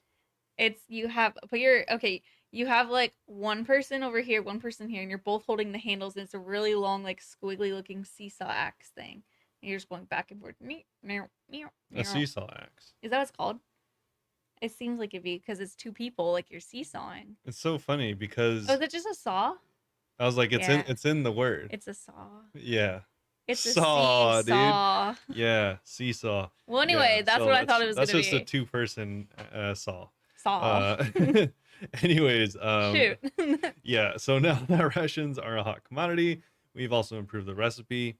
I'm not going to fully go over this, but anyways, you can make a ton of rations by combining leaves with fish. The better the leaves, the better the fish, the more rations. Yes, it does scale pretty linearly. So as long as you have high level fish and high level leaves, you'll get a ton of rations. Yeah, if you have a magic leaf and a shark, just those two combined, you'll get 36 rations. Yep, there you go. Kind of nuts. There, also, the Karam one does just barely miss it, so you only get 2 times rations, not 3. Naturally. So if you're cooking up rations with oak leaves and a cooked herring, you'll get 4 And rations. then you're gonna repeat my example. No. I thought you were going to. I stole it from here. I didn't Yeah. even come up with that on my own. Yeah, so we're not gonna do that. Anyways, some more rewards you might be able to get is gonna be the sawmill voucher.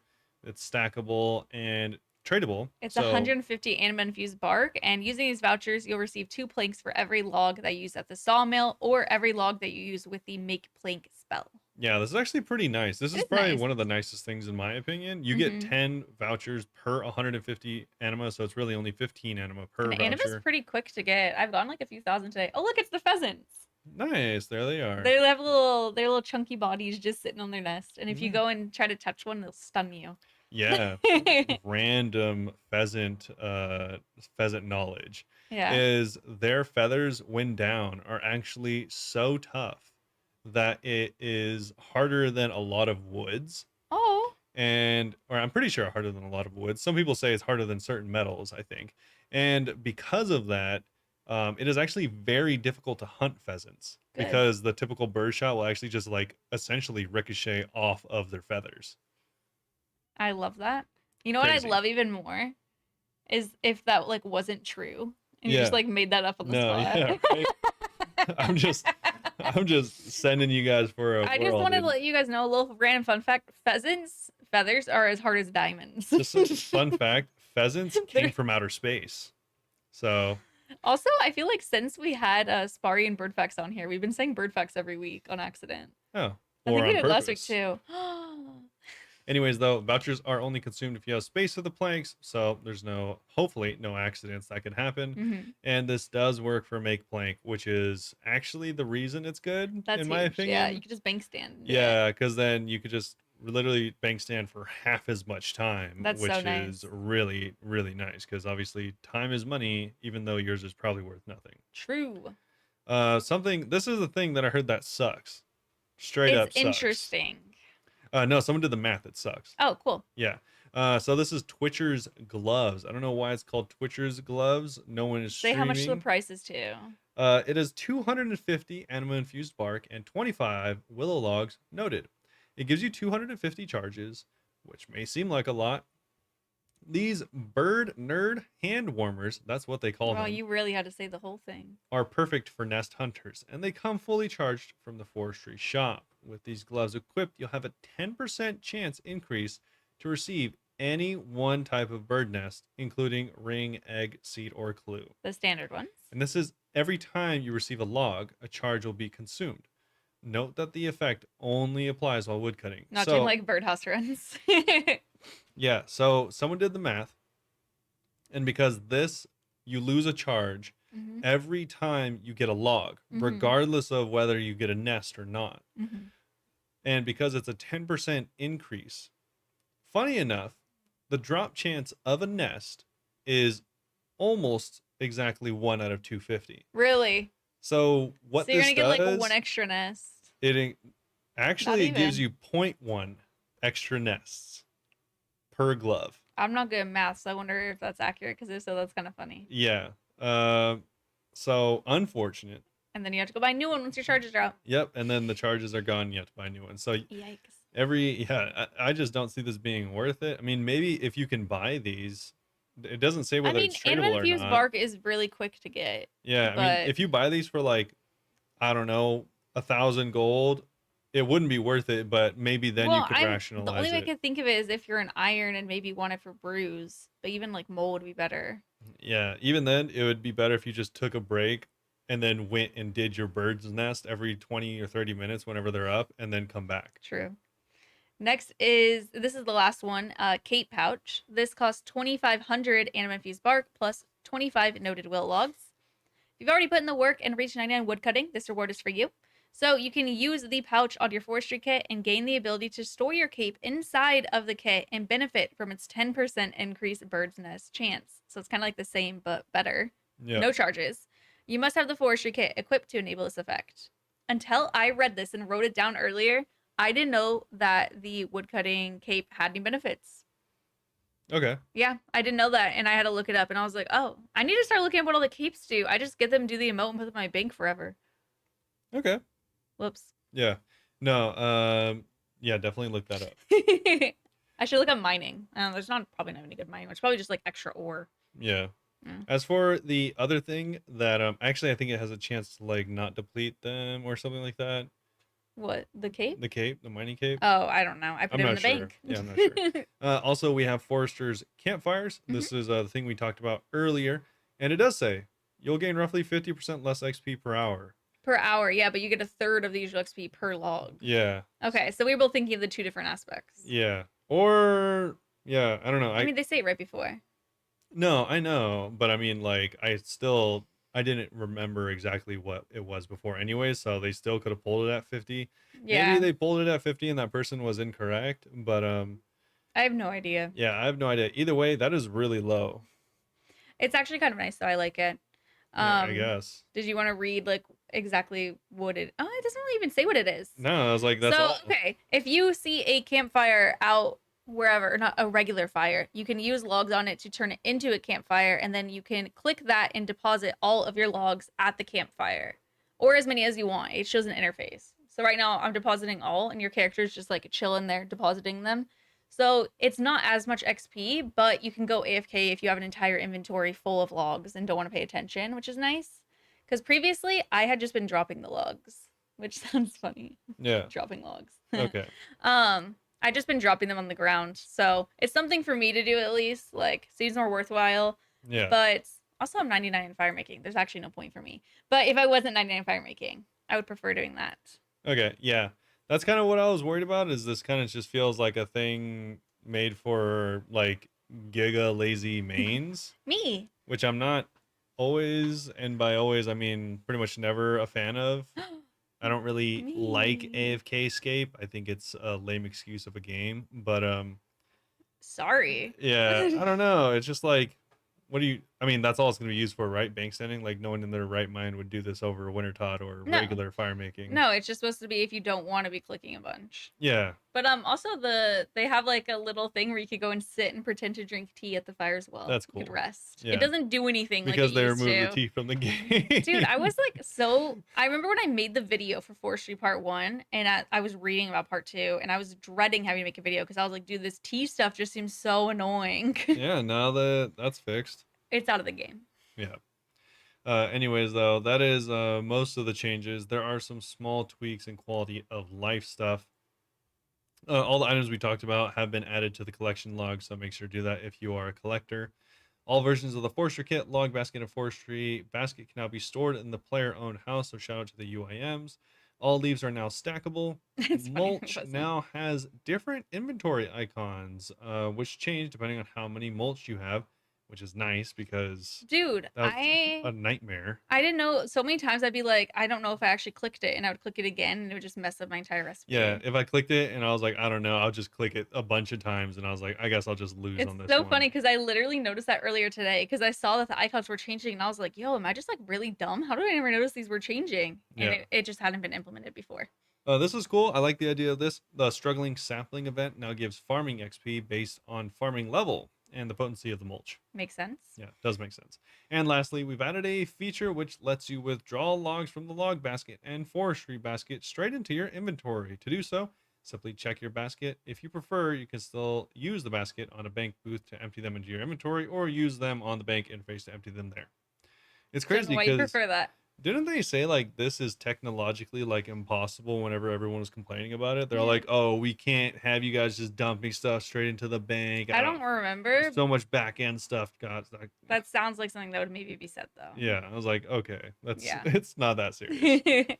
That is it for Forestry Part 2, though. There are some other small things this week not related to that.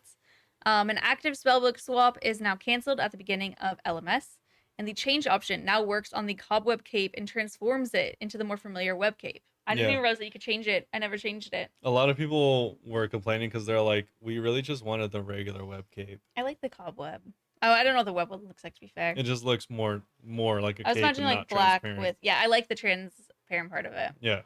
Also for a merch update, there's an official cookbook announcement coming, which Yeah, actually looks pretty fun. releasing April 2024, so not soon. Yeah, but you can go and pre-order this. They have some like delicious looking food, like a stuffed snake and stuff they make with like lamb in it, and it's like pastry. It's a lot of effort in it, and I like it. Yeah. Blackened shrimp tacos. Yeah, it looks pretty cool. We've considered like making videos about cooking and obviously doing all vegan stuff, so I thought this was kind of cool to see. And Also, they do mention at the very bottom that Insight has made a special announcement. So they're oh, going to sell premium A5 hardback notebooks. that's cool. Yeah, so if you want some cool RuneScape It notebooks looks really to take your pretty. notes in or whatever, those will be going on sale as well. Yeah, it's a map of Gilnor. Wow, they put that so small I didn't even notice. Yeah, it's It's only like 20 it looks bucks. like it's part of the cooking thing. Yeah, it's 20 bucks for a 192 lined pages. A5's pretty big. A5, I think that's just standard size. Oh, is it? Okay, Yeah. never mind then. Actually, I think it's standard notebook size, which is small. Oh, okay, never mind. Yeah. I remember having to buy a picture frame in A5 and I thought it was big for some reason. No. Okay. A reminder that Smite RuneScape Returns is now out. If you guys are Smite enjoyers, I personally am not, but you can go and play some RuneScape characters in that game as well. And the PvP arena is using 1 defense pure loadouts this week. There you go. Yeah, that's it for the updates. We still have one more thing actually to go over that I closed on accident. Why did you close it? Well, you have to scroll all the way to the top and just click more news. Wow, we have to actually do things. I don't know. I feel like Robert's scrolling really slow. I feel like you shouldn't have messed up to begin with. Oh my god, I thought I had to open another tab. Oh, I do. It's a few tabs over. Never mind, I see it now. Wow, that's even cooler. Anyway, I'll let you. You didn't read this yet, did you? I did not read it yet. Also, yeah, I did want to check, and yeah, the dimensions are 5 1/4 by 8 1/4 for the book. Pretty Because standard. I was like, definitely, yeah. I think A2 is standard size. I have no idea. I've had the same notebook for several years. Okay. Literally, I think I've had it for 10 years. It's weird. Anyway, so Perilous Moons. First look and rewards. If you would like, I mean, you could read the lore. Sure. I feel like you could read that blindly. Oh, I am blind. So there we go. We Brag do about have his a, LASIK, still really effective. we do have a full audio read. Doesn't say who it's by, so good Yeah, I luck didn't with even that. listen. Good luck with that. But yeah, anyone that doesn't remember what Perilous Moons was, it is one of the quests, I Mhm. believe. So we're gonna go over that. If you don't want to be spoiled, then skip to the end. I'm sure Michelle put timestamps or something. I will. So they start off beneath the steep and jagged cliffs of Ralos's Rise sits the dwarven town of Cam Torum. Its strong fortifications have kept it safe through all of Valamor's history, but now the inhabitants face a new challenge. Lurking, lurking beneath the surface is an ancient temple built to contain powerful entities. Now the earth has been disturbed, and the dwarves need your help to keep these strange beings contained. I'm just like sitting here giggling to myself, trying to hear you like read for the first time. I could tell where you pause, like whenever you're supposed to say below, and you're like But, beneath. yeah. If you've read the Valamor news post, you'll already know that this is a new dungeon, and it's accessible via the Perilous Moons, an experience level quest that will see you delving into the depths of Cam Torum and getting your first glimpse at the mysteries within. The quest will reveal a new chunk of PVM content aimed at mid-level players. The dungeon holds 3 deadly demi-bosses. Defeat them, and you'll re-emerge with some exciting new loot. Fun. If you can't tell, this encounter is heavily inspired by the iconic Barrows Brothers, a mid-level combat staple. Unlike Barrows, however, this activity focuses on discovery and exploration. We want you to feel that you're progressing through the dungeon in a meaningful way, learning more about Varlamor's ancient history as you go. We're taking all the best bits of Barrows and the Forthos dungeon to create a new, well-rounded adventuring experience. We recommend tackling the dungeon with a combat level of 65 or more. Down in the depths, defense is key. So you'll want to prepare carefully before heading in. Now that you know what you're in for, let's take a closer look. Bum, bum, bum. Also, it's kind of funny because it doesn't sound like either. I don't know why they said it is obviously heavily inspired by Barrows Oh, Brothers. you'll hear. It'll be very obvious soon. Just you Oh, wait and see. yeah. I mean, also, it's kind of I am interested as someone that hasn't read this on how they're going to combine Forthos and Barrows because the only commonality that I see between them that I like the most is that you just rock up and you do the boss Yeah. and then you leave and then you do it again. It's so I'm excited to hear what your thoughts are on the entire thing. Okay, well either way we're down in the dungeon. Yeah. I mean, you could, this is Lorgan if you want to read it. Okay, so Or no, every I will. It's fine. yeah, I was like I don't know. Stop scrolling down. You're gonna see spoilers. No, I'll do it. I'll do it. Every trip into the temple begins in the central room, which expands outwards along four ominous long corridors. Each of these lead to a different area of the dungeon with different elements and opportunities to explore. Very Barrows. Yeah. You immediately see. In reverse. Yes. However, only one corridor will be open to you each time you enter, meaning that every encounter begins slightly different to the ones before. There's also a way to lockpick whichever door you want. No, I'm just kidding. I That's was Barrows. like, I don't think that happened. No, that's Barrows. Once you've explored your starting corridor, you're free to move around and tackle the boss in any way you like. Although taking on the closest one to your starting location will obviously save you quite a bit of time. Each room in the temple contains enemies to fight, shortcuts to cross, and opportunities to flex your skilling muscle. Although the temple has seemingly been abandoned for many centuries, you'll have the opportunity to acquire food and prayer restoration items that'll help you achieve your goal. Please note that nothing you acquire inside can leave the temple again. They're just there to help you restock between fights. Oh, Again. yeah, I thought it would have sounded cool like that. It sounded dramatic. Yeah. Of course, you're also free to bring your own supplies, although you'll find that making use of the dungeon's resources is faster than trekking to the nearest bank. Also, free supplies better. I'm also guessing it's in the middle of nowhere. Yeah, that too. Resources aren't the only thing you'll find in the temple's depths. You'll encounter some nasty foes, and you'll get some herbs and bones, and of course, you'll also get XP. Base camps around the dungeon will let you store and retrieve tools for hunting, fishing, and gathering skills, so you'll always have the ability to gather those precious resources when you need them. After exploring some of the dungeon and shoring up your supplies, it's time to face the dummy bosses. So that's kind of interesting. Yeah. All right, so the demi bosses. Just like Barrows, the temple is home to several different bosses. The more you defeat, the better loot you'll get. Doesn't matter which demi boss you tackle first, as your chance of loot is only affected by how many of them you defeat. Subdue all three, and you'll have the best loot in the bag. So, unlike the Barrows brothers, these demi bosses can be fought by multiple players at the same time. Huh. So, without dropping any spoilers, these powerful entities cannot be killed. Your job is to distract them to ensure they remain contained within the temple. Very interesting. I don't really know how that'll work. Okay. So, to this end, we're doing things a little differently. Instead of having one big health bar that you and your companions are working to deplete, every player involved will have their own individual health bar. This means that other players' participation or lack thereof won't affect your reward's potential. So I like that because you won't get griefed by other people. Yeah. That's huge. So you could go solo or bring your friends. Either way, you'll get your just reward. However, this also means that the bosses will attack you all as a collective, using the environment around them to damage players in mass.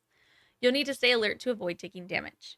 Each of these bosses also provides an opportunity to learn and practice key mechanics you'll need to master to face more challenging foes later in your adventuring career. So I'm assuming like gear swapping and prayer flicking and stuff. Yeah. I'm assuming they don't say that. It's a great way for new players to familiarize themselves with some of the tougher elements of PvM. Obviously, we plan to include some never-before-seen mechanics to keep you on your toes, but discussing them here would spoil the surprise. Okay. Mm-hmm. Kind of cool. Yeah. I'm guessing these are going to be three different bosses that are kind of like three different elements, and so you're going to have to do like maybe prayer swapping for each room depending on like what they have. I wonder if they're kind of like combining this with their idea of the Rat King boss, you know, where they were talking about like three things that all are different. Yeah, you're a rat king, so you'd know. I would. Anyway, so defense is the best offense. As we mentioned above, defense is a keystone of this content. Most gear, especially in the late game, focuses on offensive bonuses, with the notable exception of Justy. Mid-game gear, however, tends towards more of defensive bonuses, and that's what we want to encourage here. The bosses share a mechanic which highlights the importance of defense, and each individual boss also has their own way of lowering your DPS when you take damage. Each boss's basic attack will hit 3 times, and each hit is harder than the last. However, should any of those attacks miss, the others will miss as well.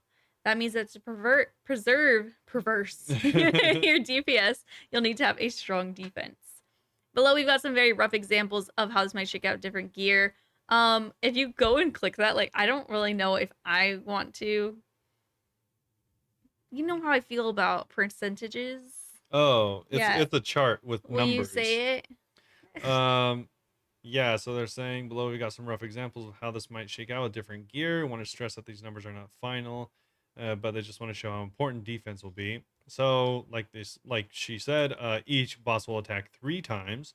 So, if you had something with lower defense, like a torso as well as obby legs, then that's considered low defense, and that would make it so that the first attack chance is 60%. So 60% chance that they'll hit you.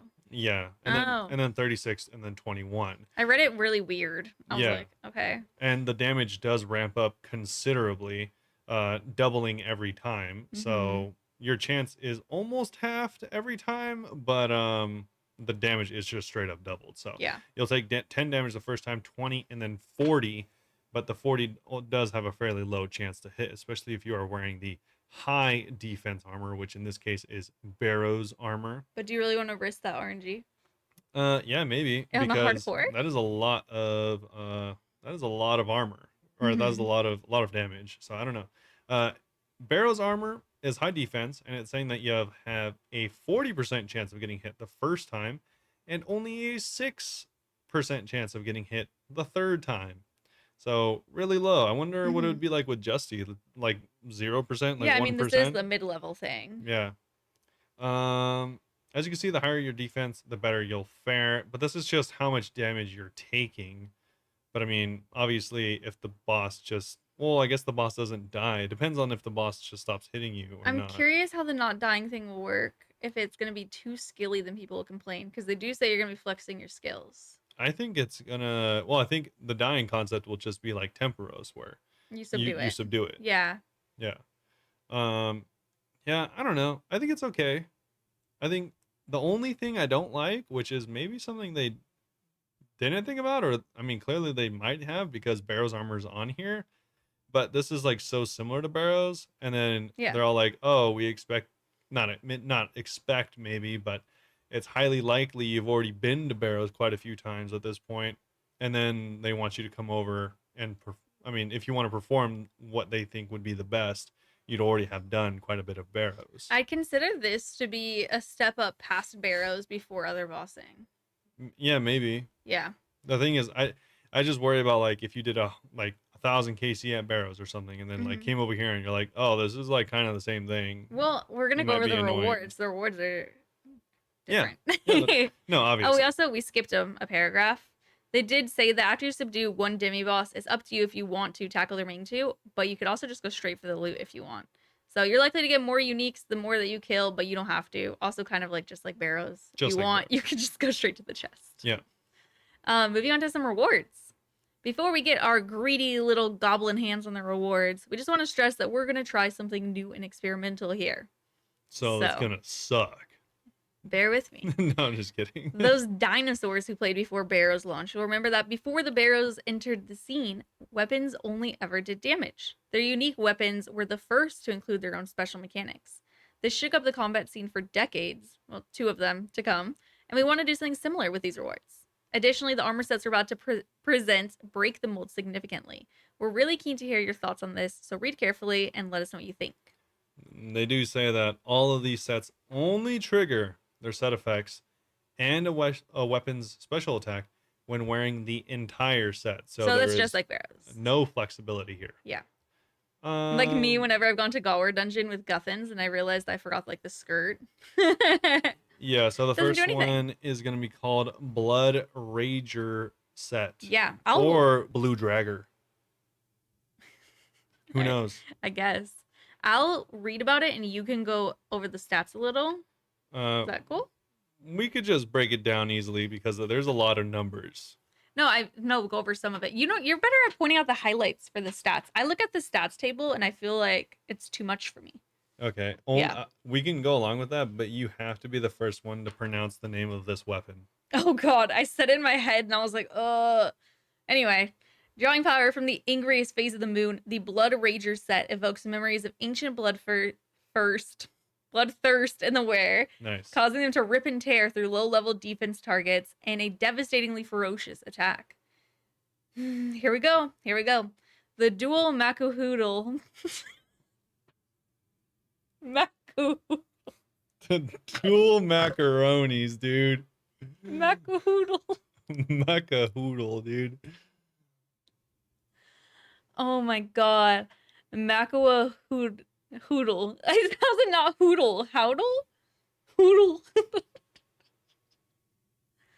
The dual Mac has a speedy attack rate of 4 ticks. And get this, they hit twice. Oh my Whoa, that's god. crazy. That's like Torags. Does it suck just like Torags? Who knows? They also come with a special attack, allowing you to sacrifice 10% of your current hit points to raise your maximum and minimum hit by 25% for that attack. At just 25% energy cost, this might seem like a no-brainer, but watch out. Use it too many times in a row and you'll find yourself low on hit points. Yeah, that You'll have is food. 40% of your health. Yeah, I mean, but if you have food, you're fine. Assuming. Yeah. I mean, unless you get like stacked out by yourself. True. Wearing the full set will also earn you a nifty set effect, a 33% chance for the dual Max second attack to hit 1 tick sooner. Using the special attack with the full set equipped makes it a guarantee, enabling you to slice and dice with unparalleled speed. So for lower defense foes, this is set to be a game changer, although they become less effective against higher defense enemies. So some of their stats, like, say whatever you think's a highlight. Okay. Well, anyways, the weapon is a stab crush weapon, and it has 32 melee strength with obviously 4 attack, like they said, 1 prayer, 1 range. Thank you. Oh wait, I'm gonna see where the. Is there more? No, I just want to see where the armor stands. Okay, so it's about it's kind of like rune armor. Yeah. It might compare to other armor. And it gives you melee strength, which is actually really important because no other armor gives you melee strength until Obsidian. Oh really? Yeah. Can I have you try to say the name of this weapon? The dual Macaweedle. Macaweedle. There we go, dude. Weedle. Damn, you are an idiot, bro. What the heck is wrong with you? Dude. That's just as bad as Macahoodle. Macahoodle, dude. No, it's Macaweedle, you idiot. What if it's like what if it's an S instead of a C? Maswaheedle. Maswaweedle. Dude, you are losing your freaking mind. Freaking mind, bro. Anyways, they do have a dual Mac DPS table. So they're just saying if you go against something that has no defense, it does a lot of damage. There you go. Next set is the Frost Moon set. These all are very all elemental, like you were saying, though. Yeah. Oh wait, were you not ready to move on? No, yeah, Okay. Yeah, he seemed like he was taking the mouse from me. Then they do have like a little blurb here saying that the Blood Rager set, it's somewhere between Barrows and God War sets and features a hard-hitting weapon, especially effective against low defense enemies. And the little blurb for Frost Moon says that the armor set provides a mid-game boost to magic damage, capitalizing on immobilizing targets and complementing both melee and magic attacks. Okay. So, feeling blue, not for long. The Frost Moon set focuses on both melee and magic and immobilizes enemy with the sheer cold of the Frost Moon. Wow. Its main benefit is strong magic accuracy compared to other mid-game sets, combined with defensive capabilities against both magic and crush styles. The real star of the set, however, is the Spell Spear, a melee weapon that hits significantly harder than your standard staff, while allowing you to auto-cast whatever spells you'd like. That's actually pretty huge. Yeah. With a 5% increase to magic strength, you'll be freezing your enemies in their tracks and doing some serious damage. The Frostmoon's armor set effect gives you a 10% chance for your next melee attack to go unaffected by any action delay. Although this only affects attacks made with the Spell Spear. So put those declaws away. You'll deal even more damage with the Spell Spear's special attack, which increases your max hit by 1% for every tick remaining on a target inflicted with a binding effect. Once you've dealt your deadly blow, the binding effect will be removed, so choose your moment carefully before going in for the kill. So, an example for this, if your target has 10 ticks remaining on their binding effect, hitting them with the Spell Spear's special attack will increase your max hit by 10%. Yeah. I wonder if that'll be used in PvP because of the binding. Well, you wouldn't be able to autocast then. You usually can't autocast, right? What do you mean? In PvP, can't you like not autocast with stuff like this? Spells? You can't? I don't know. I don't think so. I mean, I Well, don't I'm thinking really. of charge I was like, staffs. yeah, I was like, I don't think so. Straight up, I don't know. Yeah, I was like, I think you can. Oh, maybe you can. Yeah. Anyways, this is actually pretty cool because I think there's only like 3 items in the game that let you Magic and melee? auto cast everything. Oh, yeah. Yeah, That too. I don't know what they even are. there's not very many items that allow you to Is it auto like cast everything. Kodai and Master Wand?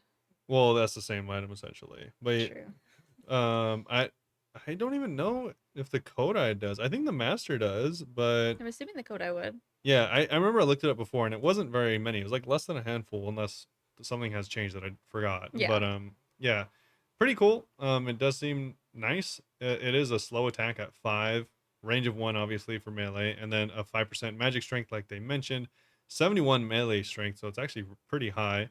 Kind of typical of a like a battle staff. And speaking of battle Mhm. staff, it is 75 magic, 70 attack. So fairly high as well.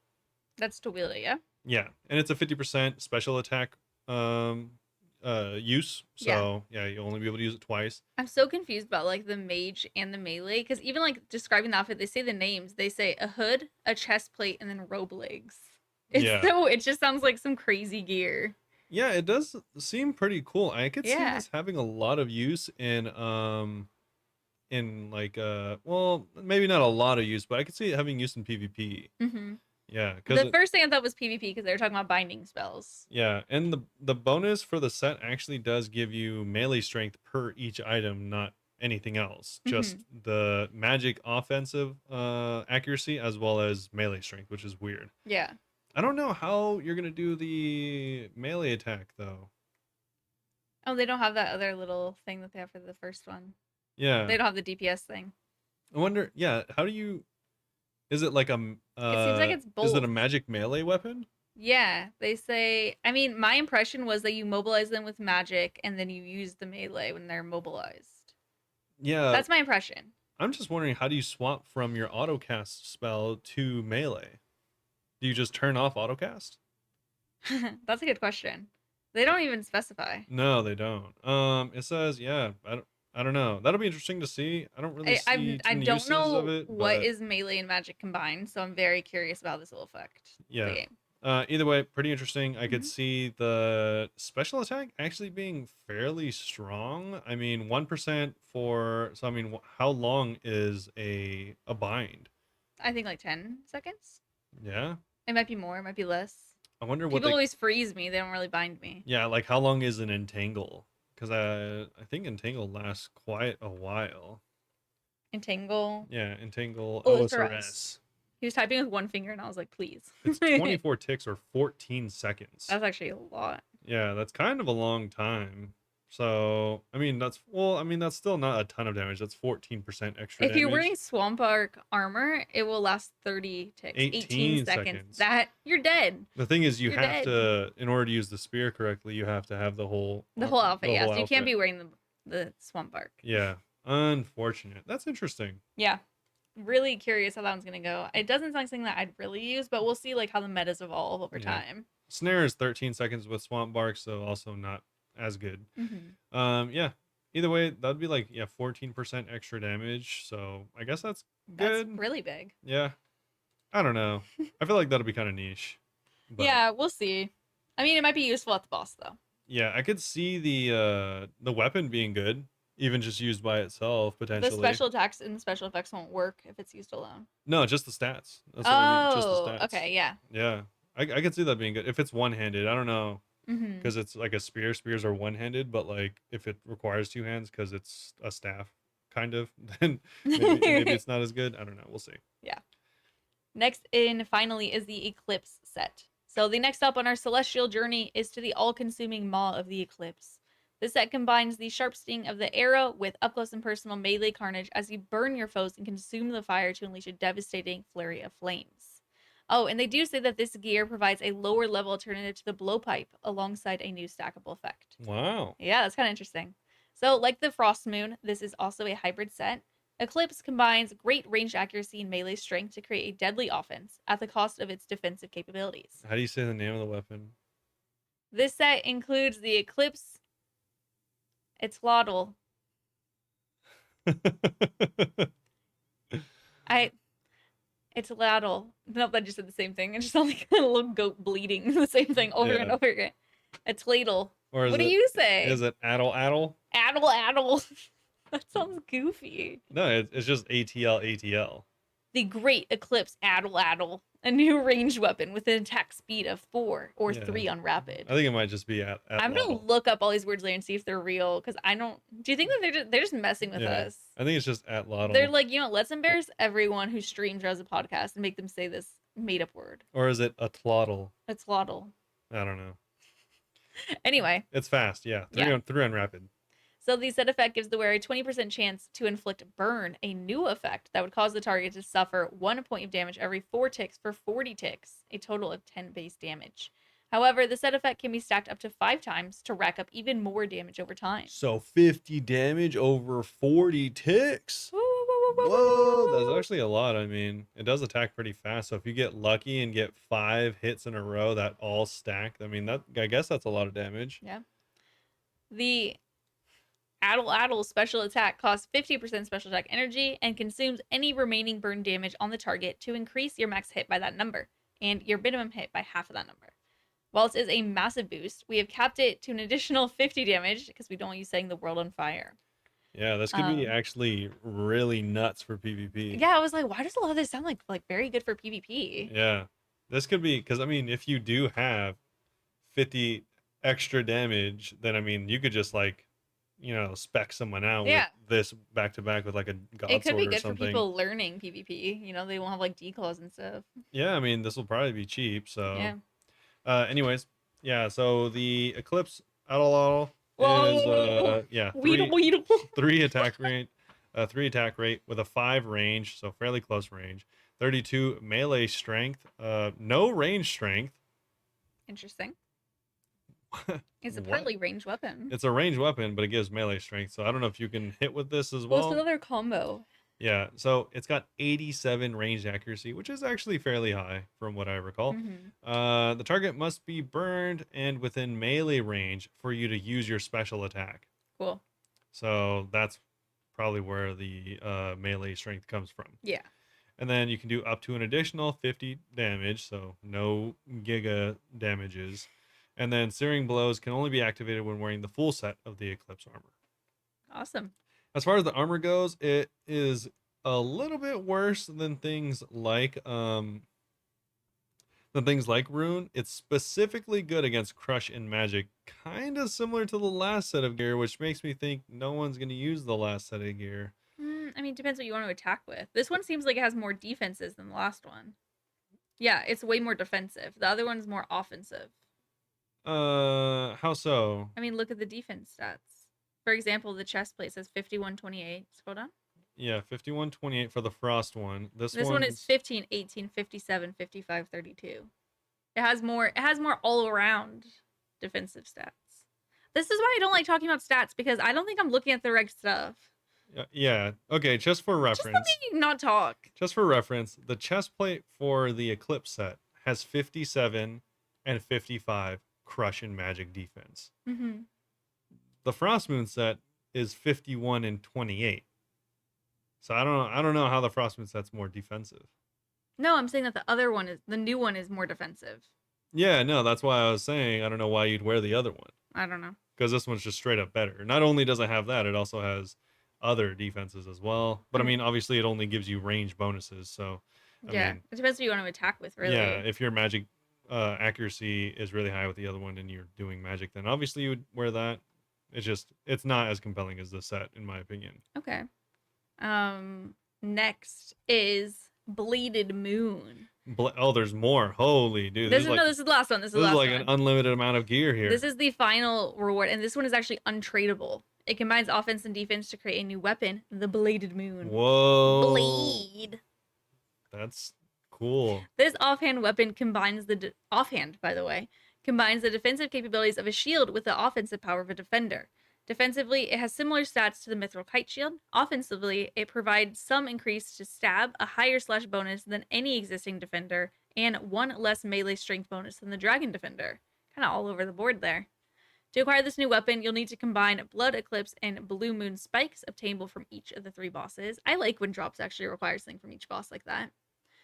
But yeah, that is it for now. If you want to go over the stats on that one, though, Yeah. I mean, kind of said it, but Yeah. No special attack, no special effect. Obviously, it's an offhander. 5 melee strength. It also has a lot of slash. I can already see in my mind's eye all of the scythe owners crying in unison. because we can't use it with the scythe. You cannot use it with I the was gonna scythe. say for a second you said lost slash, and I was like, I'm gonna use my scythe, and I was like, God, scythe's two-handed. It is 59 slash I want to double attack. up and use the scythe with one hand and whatever this is. Yeah, that is I'm gonna slice and dice them. a lot. Also, this set, if you use the bladed moon Mm-hmm. with the eclipse set, you are gonna have huge amounts of crush defense. Oh, Like, defense, but yeah, you won't get the set effects. yeah, but I mean, if you think about it, what other set has crush defense? Inquisitors? There's only one. It's Inquisitors, Yeah, just which go to Nightmare. costs like, your entire life savings for most Is that players. Nightmare? Yeah. Okay. So this one is gonna give you way more than 100 crush defense. Way more, like 150 or something like that. Like If you combine them all. yeah, if you combine them all, it's gonna be a lot. Yeah. And that's I Well, mean, don't say that because now they're definitely gonna change it. well, I mean that's super niche. I'm just glad there's another alternative because yeah, like walking into um This one is also, as a reminder, untradeable. yeah, You this can't is just go and buy it. the bladed moon is untradeable, Mhm. just like how the defender is. Yeah. So it makes sense in that regard. I don't think it'll be that good, but it is an interesting alternative. Yeah. Yeah. But that is it for all the updates this week. I mean, the one I'm most excited for is actually weirdly Forestry. I don't know. I've decided that now that everything's in the green log, I was like, oh, I kind of want to add some stuff to the green log. So I've been like kind of doing that today to buy the little gnome Forestry outfit. Okay, that's cool. But what did you like the most? Um, I don't know, man. I mean, the new quest seems That's interesting. true. The I new, mean, the new, I think the new boss, whether it's good or not, seems interesting. technically that's more important or more interesting than Forestry, to be clear. I don't think that Forestry is the most interesting thing. And why'd you just say that? It's just what I'm working on right now, so I'm kind of enjoying it. Okay. Well, anyways, we have some questions to get to. Yeah. We will do RuneScape questions first. So, our first question from Matt over on Discord. What are your thoughts on a master key allowing you to use smithing to create a keychain of up to 10 keys, depending on your level, that combine duplicates of your choices of keys in Gilmore? So, I don't know how I feel about. We already have a keychain, but I'm assuming that you It's mean a key ring. the key ring, yeah. Yeah. But I'm assuming you mean keys more like crystal keys that like open up stuff. Is my Oh, guess. Well, because they said specifically duplicates of your choice of keys. yeah. So I'm assuming like stacking all those together, maybe. I mean, that kind of would have been nice whenever I was going for the Sarachnis pet recolor. If I had them all stacked on one thing, that would have saved me a lot of inventory space. Yeah, I guess it would, for me, I'd put it in the same category as like a seed box. Cool, but not actually used. Well, yeah, it's like interesting, but also it's like, how much room is it really saving me? Yeah, I agree. If I'm thieving from a master farmer, it practically isn't saving me any room because I already have a full inventory with or without it. Yeah. But yeah, I mean, I guess it would be cool if like you stacked up a bunch of keys doing something, or if you wanted to like save. I don't even know what else you would use it for. I was gonna say you could run out to the wilderness and You'd have like a probably lose it. bunch of keys on you. I don't I know. don't think it would be that useful. I don't think I'd have an issue with having it added for people who, for whatever reason, would really enjoy this. But for me, I don't think I'd use it really. Yeah, I'd have to think more about which keys I would put into it Yeah. before I could like fully answer. I mean, I would probably say why not add it to the game if it was something people cared about. Mm-hmm. But yeah, I don't That's something know. you'd personally utilize. I I don't. I mean, I might. Mhm. It's kind of like, actually, you know what? It's like in the same category as the quiver. Yeah. Like it exists. For anyone that doesn't know, there's a quiver in the game. You can put a bunch of different arrows in it. No, you're talking about the crossbow bolt thing? Yeah, Yeah. Is yeah. that a quiver though? Well, I mean, essentially, Yeah. right? It's Like not called a quiver it though. just holds a bunch of ammo. But no one Oh, it's uses a it. bolt rack. Yeah, no one uses it though. Yeah. So it'd be like one of those niche things. So Yeah. not necessary, but I don't have any issues with it. Yeah, exactly. Next is from Harger on Discord. What is your favorite and your least favorite Easyscape update? What do you? My favorite was the Shooting Stars AFK. Yeah. I mean, I'm sure there's others, but that's like the first thing that came to my mind. Mine, which I think a lot of people would consider Easy Escape, even though I still am not the biggest fan of it. I think it was a really good change. Was Guardians of the Rift, Just the game in general. the mini game? Yeah, Yeah, it did make runecrafting way easier. yeah. Because I mean, before that, you were just like, oh, well, I'm Suffering. this level. I guess I'll just do double cosmics for I guess I'll just a die. while. Or I mean, you'll just go to the fire altar, Mm-hmm. So it's like it definitely made it a lot easier for sure for a lot Yeah. of players. I still am kind of like, on and off with how much I like it, but I definitely think it made it easier. Do you have a least favorite Easyscape thing? I can't think of one. Least favorite easy escape, any of the AFK stuff. I like I said earlier, The thing I I liked. I really don't like AFK stuff. Like Yeah. you're not playing the game. It doesn't make sense to me. It's just like a thing you do in the background. Like it's like Farmville to me. Like I Me. don't get it. It's not a real game. I guess I mean, like, I'm not really interested in like stuff that makes PvP easier, especially because like it kind of goes against my own interest and I'll get PK'd. So I could say that, but nothing in particular like comes to mind. Yeah. And I read this earlier and I've been thinking about it and I still can't think of anything. Okay. So whoops. We have some in real life questions as well. Our first is from Ivor. This is actually from last week. I wouldn't include all of the I'm not going to details. include the last part. So the other day on the way to work, this is in real life reminder by the way, and a warning I guess because this is kind of gnarly. Like I said, I wouldn't include the details. I don't think anyone wants to hear that. Ivor was going to work and had to leave the train, get off the train early because someone got hit by the train. What is the most horrific thing you've almost but not quite been involved in? Yeah. I watched someone die in a motorcycle accident. What?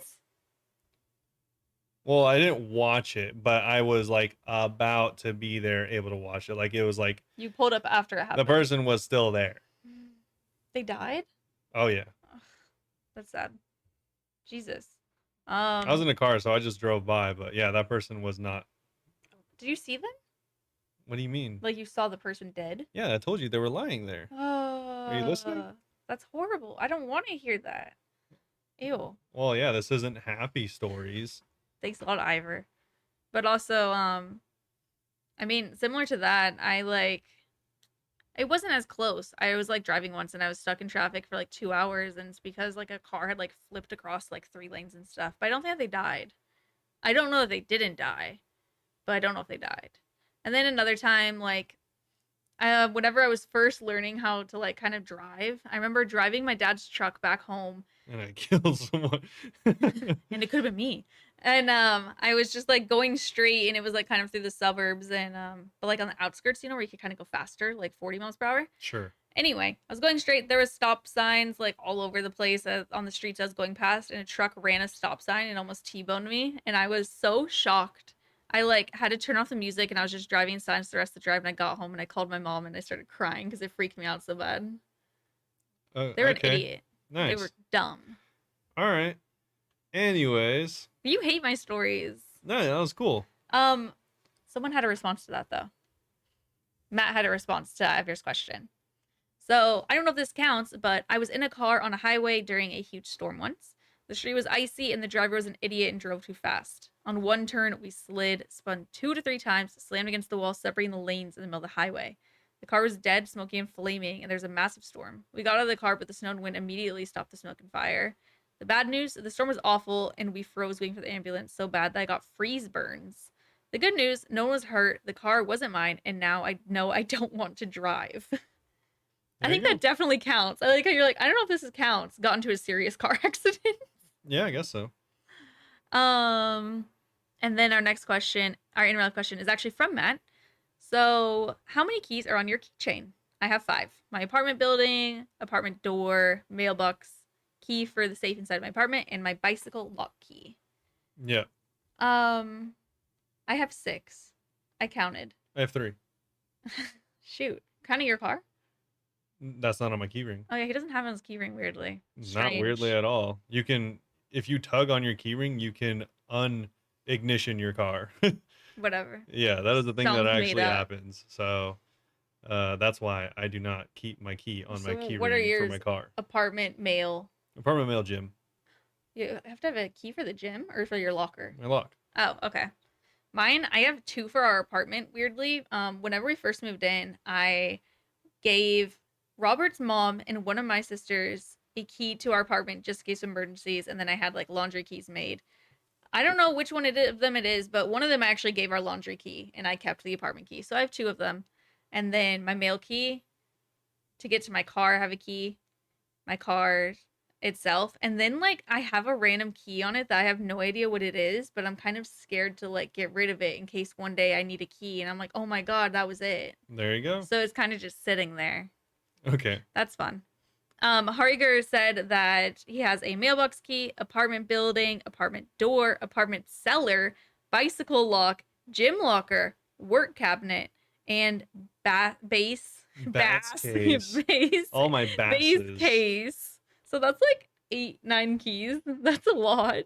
Even saying that must be why I jingle when I walk. That's a lot. You have a lot. Hariger also had an in-real question. What is the best thing you did to make your life significantly easier? Mine would have to be using a calendar and committing to being on time 100% of the time. It's increased my reliability, decreased my stress, and increased my productivity by a ton. 100% using a planner. Using a planner is like the biggest quality of life change I've ever made in my life. Shout out to a therapist I used to have that recommended it because it's huge. Sure. Makes a huge difference for me.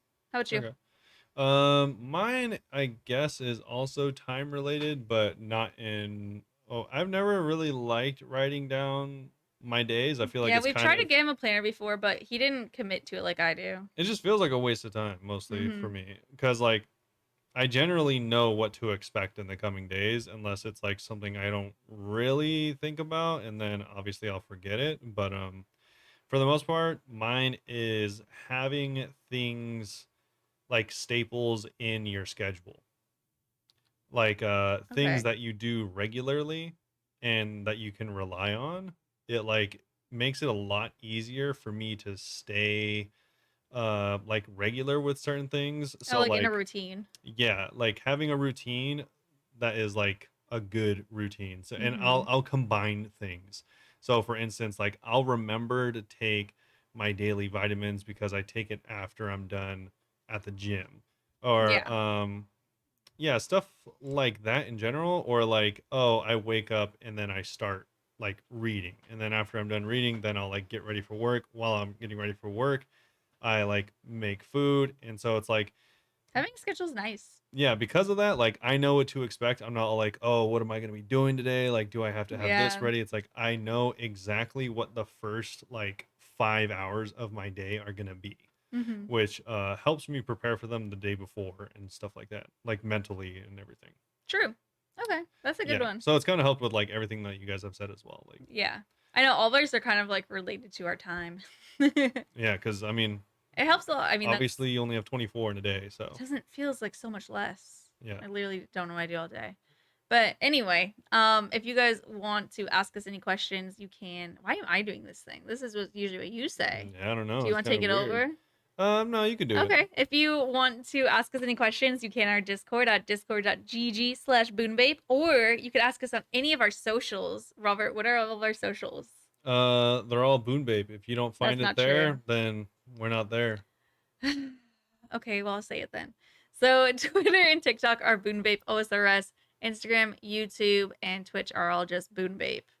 We could not get just Boonbape Like I everywhere. said. You know, I actually did make a Boonbape TikTok. No idea what the login info is, so I made a new one called Bunebapeosrs. I'm pretty sure that was me. Yep. I'm not 100% though. Could be It someone else. was. It was? Yeah. Classic.